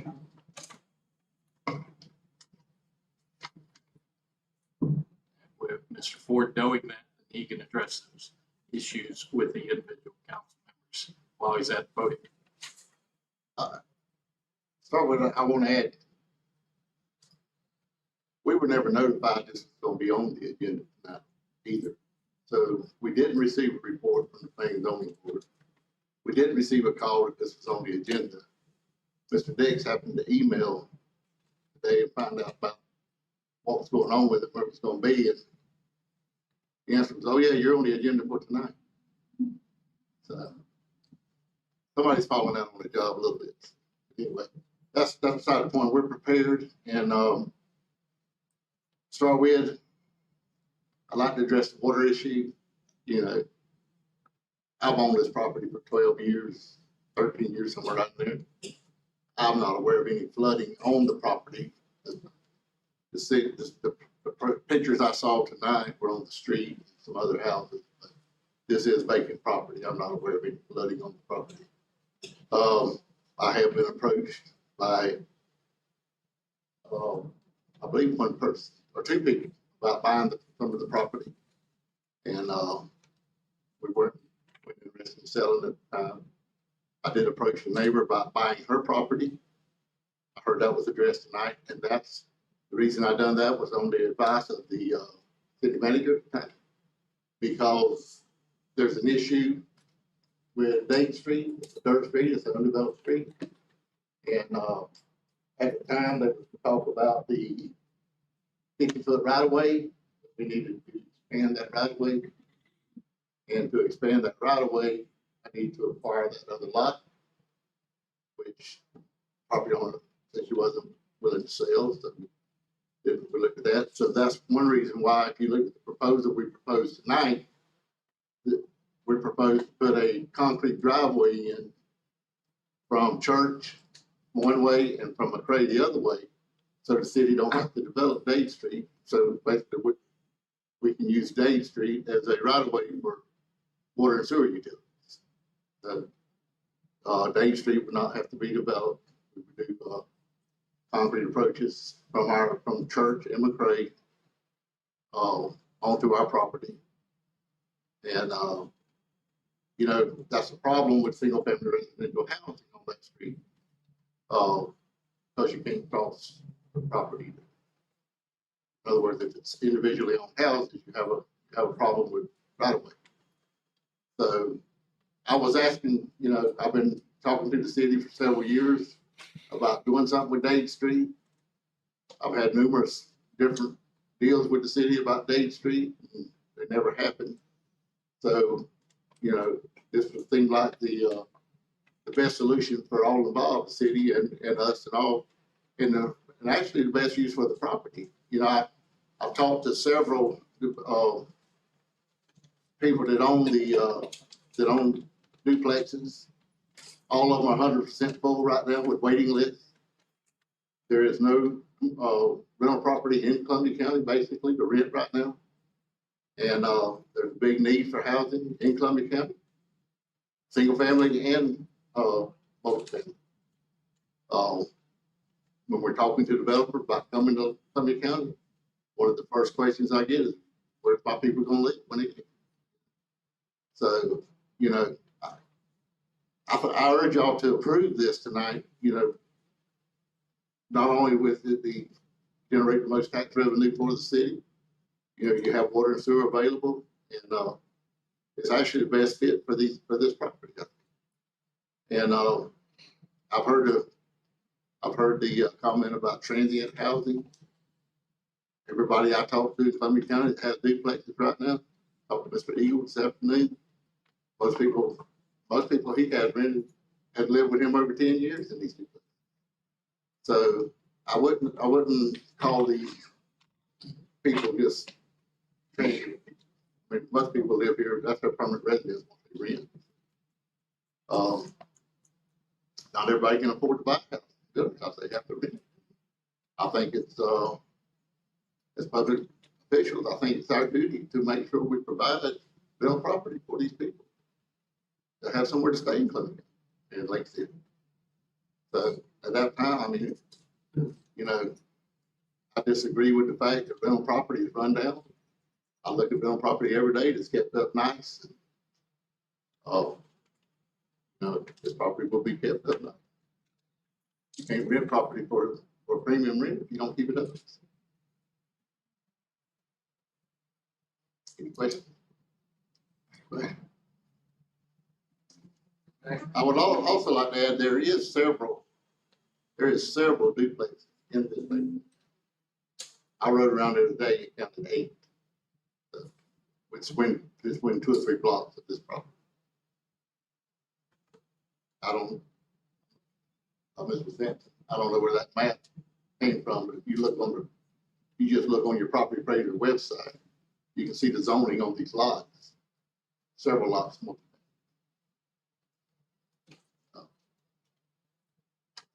Mayor, Yeah. can I ask one? Sure. Okay. Mr. Ford, what would be the maximum capacity of that complex? It would be 6 individual duplexes, 12 living spaces. So there would only be 12 living spaces, you said? Yeah, 6 duplexes with two bedroom houses in each.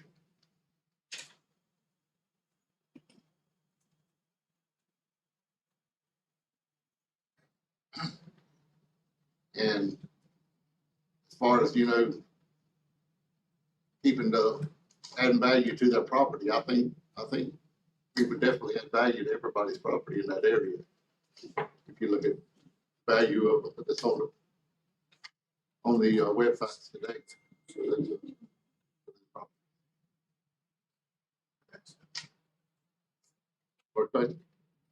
All right, we appreciate it. Okay. That's it. That's this. Mr. Mayor. Yes. So, that was a lot tonight. One of the things that really stand out to me is how passionate everybody who came to speak on this issue about our city is, to include Mr. Ford and his representative and all of the citizens as well. that maybe disagree with Mr. Ford's viewpoint. They're all still here. And I think, I just want to share my appreciation to everyone for that. It means a lot to me as a council member. I think also one of the things that I heard tonight, that is important is, concern about drainage for our city, concern about, the health and welfare of Lake Isabella, concern about, our streets, and just the overall planning of our community, the historic district, the viewpoint extending to that and beyond. And so although we're here tonight, we're going to talk specifically to the development of Mr. Ford's property.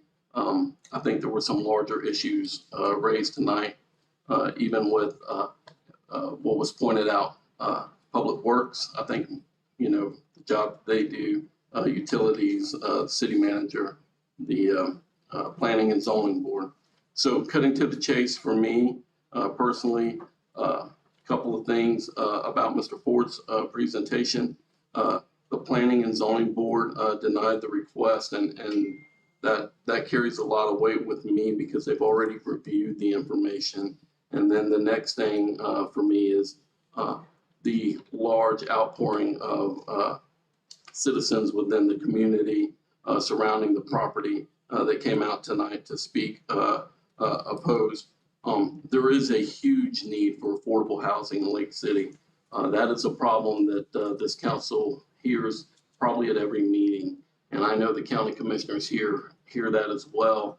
And we're trying to do everything I know that we can within the city limits to address that. Oftentimes we talk about waiving tap and impact fees. We talk about permanently waiving, we permanently waive tap and impact fees for affordable housing within the city limits. So we're doing what we can. And as one of my constituents pointed out, it's not enough. We've done a lot and it's not enough. And I think that the council needs to be open to what else can we do, and continue to seek ways to improve the housing situation.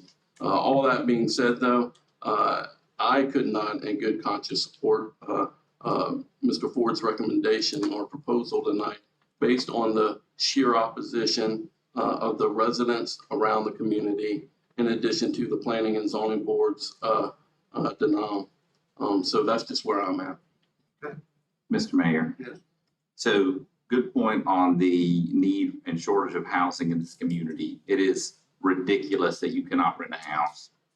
A quick review of the zoning atlas and the Columbia County property appraiser site plus driving by the property shows that there are existing multifamily properties. In fact, across from Miss Douglas, there's a 1930 duplex that was built in 1930 as a duplex. And it's not zoned multifamily, but it predates the zoning. In addition, there's 12 lots within a 3-block radius that, according to the city planning and zoning atlas, are zoned RMF1. In addition, there's other houses that are duplexes that are not zoned properly. City staff did inform the planning and zoning board that there would be no adverse impact on the water, sewer, and gas utilities. The property owners of this parcel have invested to purchase the real estate. They've been paying the tax, and Mr. Ford was incorrect. Through my research, it looks like he's owned it just over 15 years. It doesn't make sense to me not to approve the property owner's reasonable request to allow them to develop that property when we need houses. Now, I looked at RSF3, Mr. Ford. I don't know if you're aware, but without any zoning difference, you can put a mobile home on it right now. I know that. You could draw in a double wide and it can go there. It's already approved. You don't have to do anything but send the permit. I don't know if Mr. Young informed you that. Now, to me, if I lived in that neighborhood, I would much rather see something site built that looks like a house than a mobile home. So when the property owner already has a right to apply to do that, I'd be concerned that if this weren't passed, that your neighbor might not be a duplex with transient renting. It might be a double wide. And I can tell you from owning many of those over the years, I don't care what maintenance you put into them, they're going to depreciate and degrade, and it's going to make your neighborhood value go down. I think we have an opportunity to make Lake City look like something and to be something for everyone. I know Ms. Fields is meeting with one group, and I know Senator Bradley has met with her on a group, and if we get that group, it'll bring 600 jobs to this community. where are 600 people gonna live? Yeah, I don't want them living next to me, maybe. There's a raw piece of dirt owned by someone that's zoned for a house. This is residential within residential. It's not an island.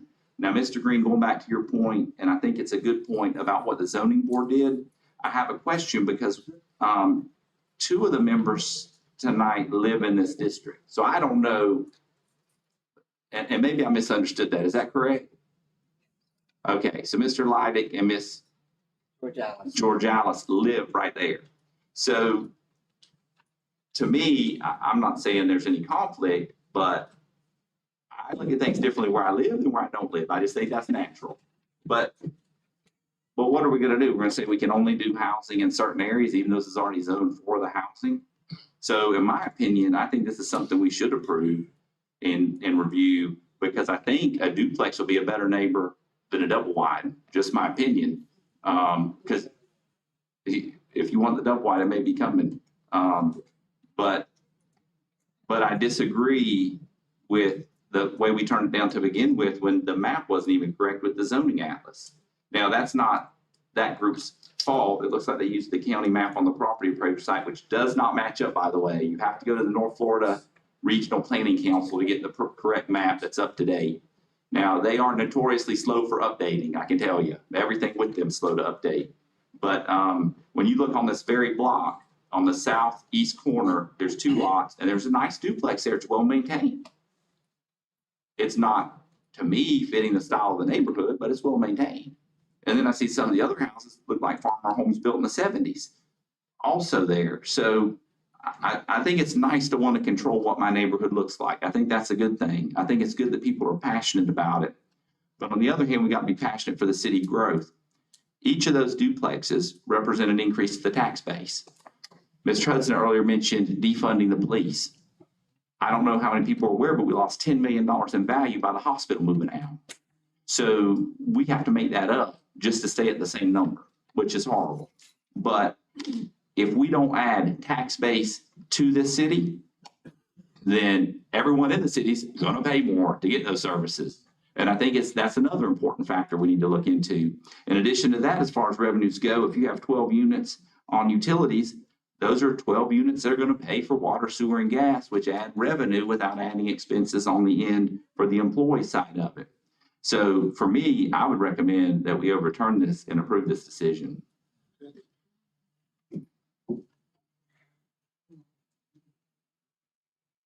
Well, Mr. Mayor, Yes. I've heard of both sides here, and I can be sympathetic with both sides. But most of what concerns me or what I've heard, these are residents that came before us that are long-termers there, that have lived there for years. I heard one say 40 years or more. And some of them I know, and some of them I know where they live. So this is not a transient neighborhood, is a residential neighborhood. And what concerns me is something coming in that would change the complexity of their lifestyle, who had been there and lived there for many, many years. And I know that there's a need for housing in Columbia County. Matter of fact, it extends further than Columbia County.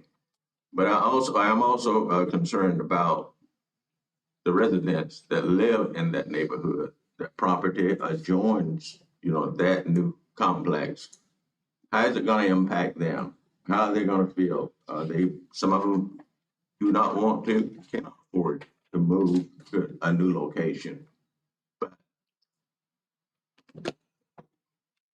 if I was living there, and I'm speaking personally, I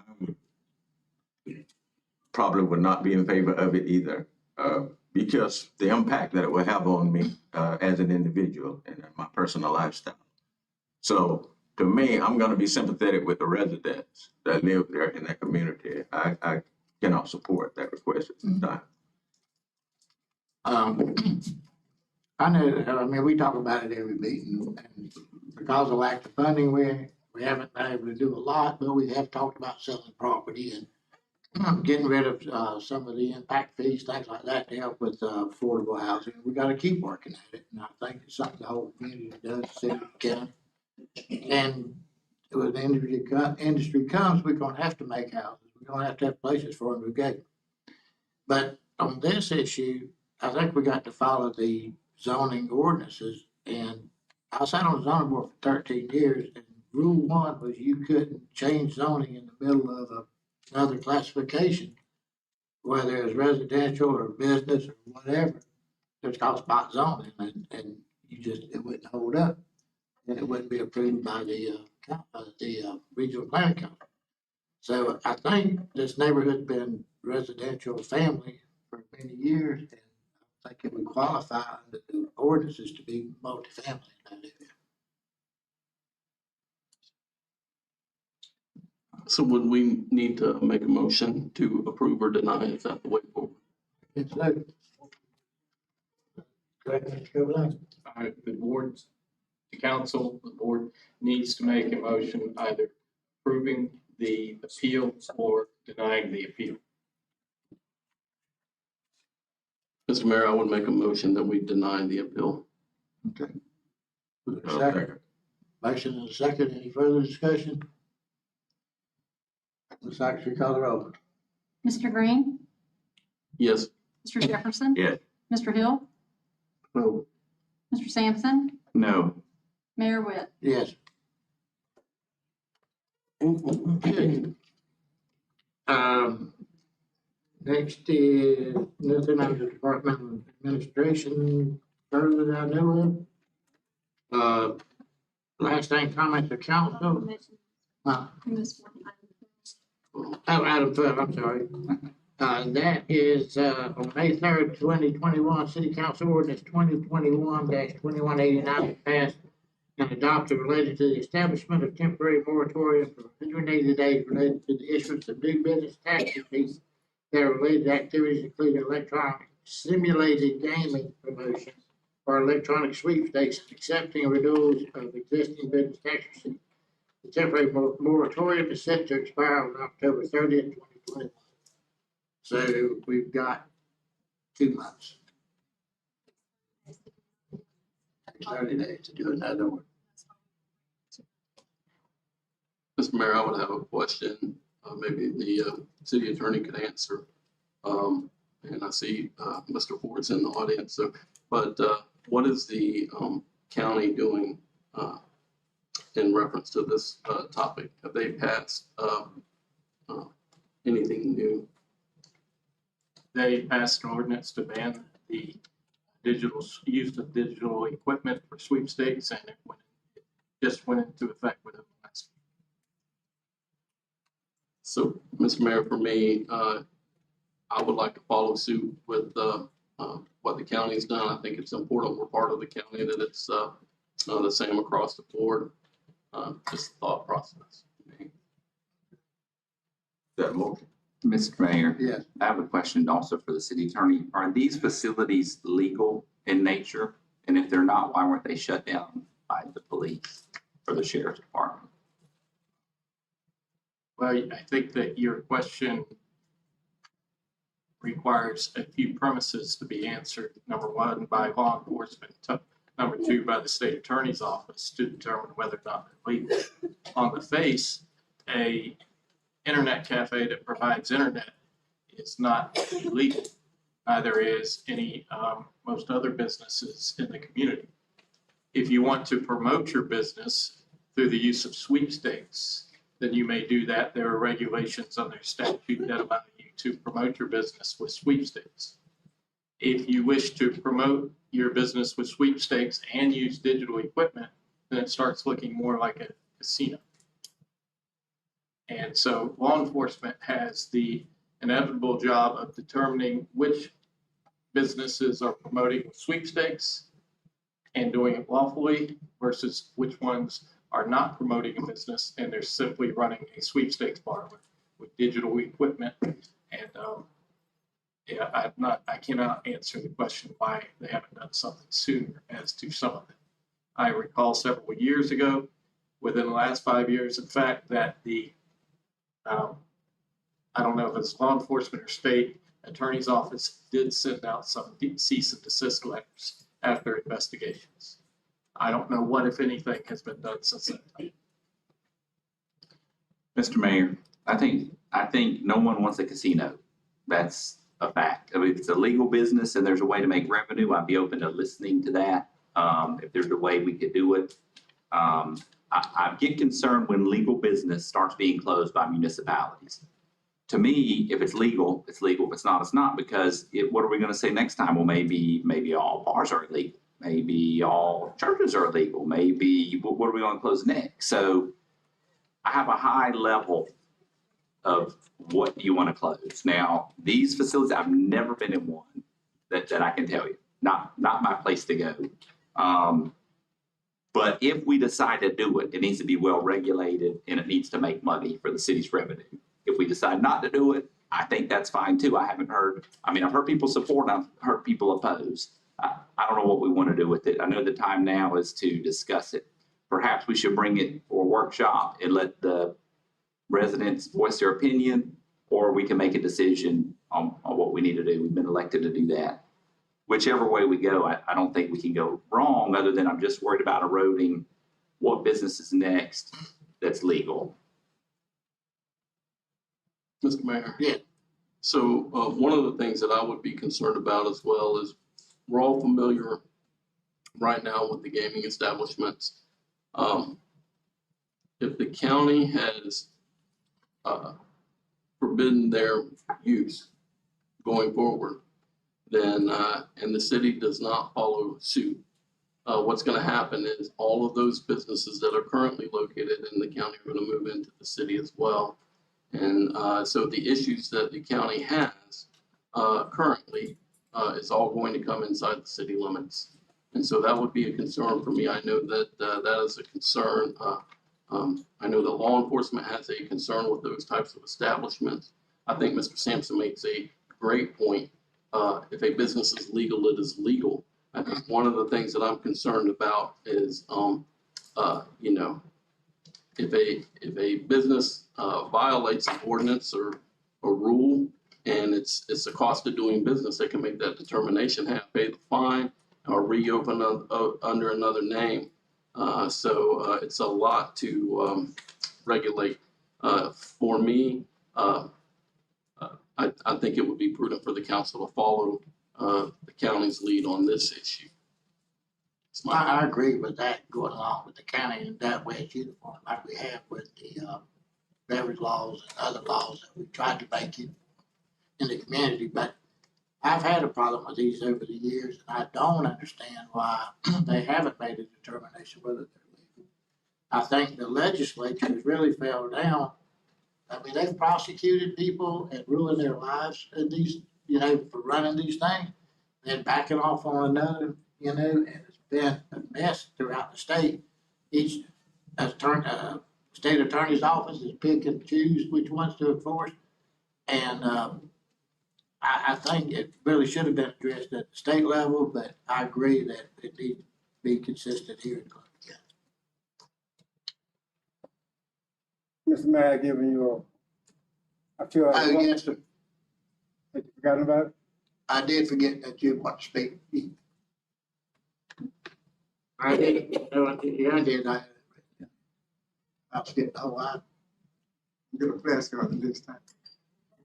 Mr. Mayor, I want to make this observation. Like Mr. Sampson, I've never been in one of these establishments in my life. But it's obvious to me that the market, you ride by, people attending all the time, day and night. So there's a group of people in this community who don't mind spending their money there and it's generating some tax revenue, I hope, you know. And I hope we're not moving just on emotions and, you know, some hypocritical folks who, you know, don't want the gaming thing here, but they go over to Tampa to play or the Biloxi to play, you know, whatever the case may be. I do take a little bit exception, not excessive. I disagree with Mr. Green and Mayor Witt that we should just follow the county lead. I think it should come before the citizens of this city. If the citizens within this city limits, who you're sworn to represent, share the same view as the county, then that's fine. But I don't think we should just follow their lead just because the county said do it. Because I'm not sure that the majority of those businesses does not already exist inside the city limits. What I'm seeing, I'm seeing them everywhere. you know. So I think if you follow, if you end up adopting the same ordinance as the county, that's fine. But I think it should be done after you heard from the city rep. That's my post. Okay, and that's true. If we bring an ordinance before this council to do one or the other, then we would encourage the citizens to speak up. There'll be a hearing. Okay, all right, President, you might not want to do that, but that's true. All right. Mayor, the item's on the agenda because the administration needs some direction on which way to go. Unless the status quo, once the moratorium expires, is the desire of the council. If the council wishes to regulate this type of business activity, then it can be regulated. And generally it'd be regulated by permitting, application fees, and increased inspections, and so on and so on.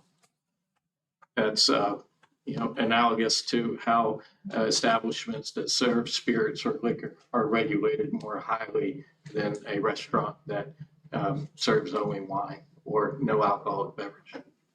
If the council wishes to ban the establishments, the council isn't going to declare the business illegal. The council would be saying that, and would not be saying that the establishment is violating any laws. The council would have to find through some evidence, which you need to give your police and fire departments opportunity to gather that evidence through looking at historical records.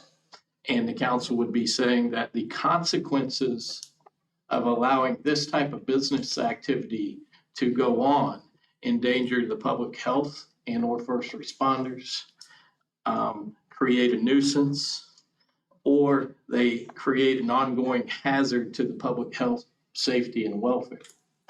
In order to make those findings, you have to have some empirical evidence. For example, the sheriff stood up at the county commissioners meetings and gave details of some numerical findings. That helps alleviate the likelihood that any aggrieved business owner is going to appeal the ordinance. If the ordinance to ban these types of activities does not have that empirical evidence, then anyone that's willing to file suit against it is going to have that ordinance overturned as arbitrary or capricious because it does not have that numerical or empirical data or findings to support it. So again, you have three options. If you want to go with the status quo when the moratorium expires, then the administration really doesn't need any instruction. I think the growth management department would kind of like to know that because they're going to be hit hard with applications. But if you're going to regulate the activity, then we need to have an idea how you want it regulated, and the growth management department, as well as other departments I mentioned, will come back to you and say, here's what you need to be looking at to regulate this type of activity. Here's what we as these departments need to inspect and to regulate and enforce the laws.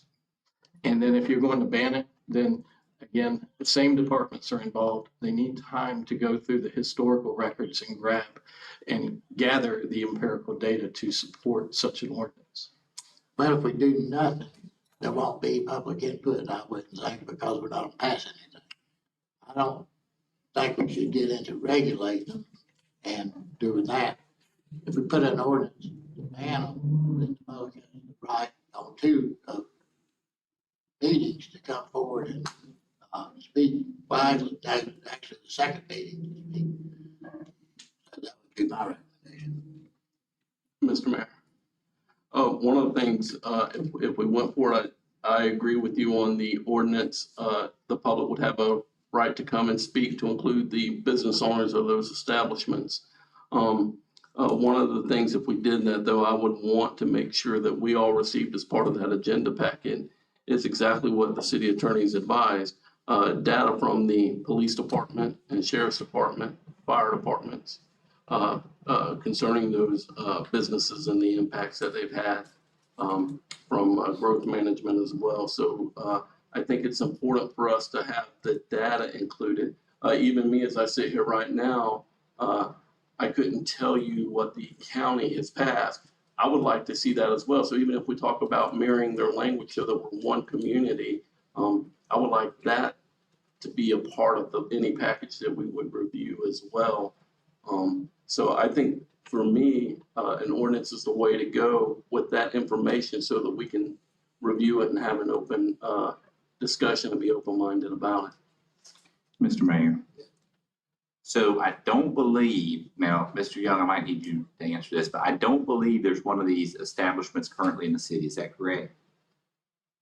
That is correct. Okay, well, so there's a third option. With that premise, I concede to Mr. Young, but I've had 3 people come to my office looking for legal advice. One wanted to pay me to come in over the weekend, this past weekend, because they claim they do have a business in the city. And they wanted to know how the county, where they have a business in the county also, how the county's ordinance would it impact the city. So there are people that think they have business in the city, okay, and whether they're operating one legitimately or not, I can't. Now that goes back to what Ms. Coker said at the very beginning about making sure that people in the city are legal businesses, because it's an expensive license. That's why we didn't have them in the city. So I had misunderstood. I thought the city years ago banned them, but what they did is they made the price so high that they would go into the county because it was cheaper. So we took him and we pushed him into the county by regulating him by price, which is always another option if we can't find certain things. There is a number at which they would be like, I'm not doing that. Oh, Mr. Mayor, to Mr. Sampson's point, I think as well, I can promise you the status quo will not be maintained.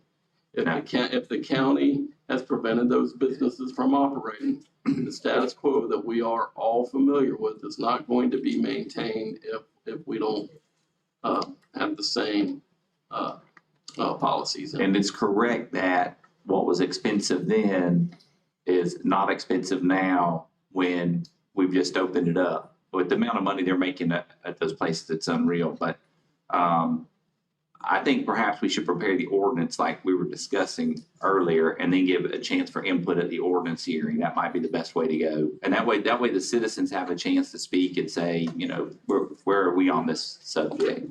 We may have a great turnout. Yeah. That's right. But I do think we need to get all the information from the county and from the previous police report, which I think was done in 2014, I think. And I think probably the sheriff's office would have most of on the law enforcement side. I'm sure that we have some, but I would expect that they would have more businesses located there. Okay, just like to point out, we need a motion. We need a motion. No, Ms. Mitchell Fields needs a consensus so she knows how to, what the request of the departments.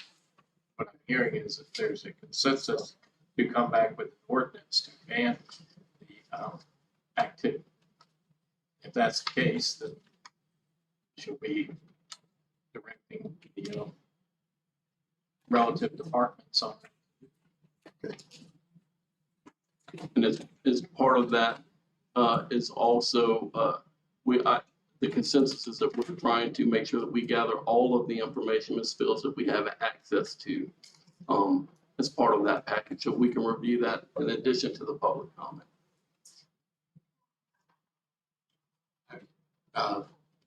So That's the desire of the council. I just have a question. We had talked earlier about, Mr. John had brought up about moving our location. You said we may need to readdress that for the next meeting. Are we still going to meet here? Or does the council wish to change the meeting location? Because we would need to work on that. September. I mean, we have workshops.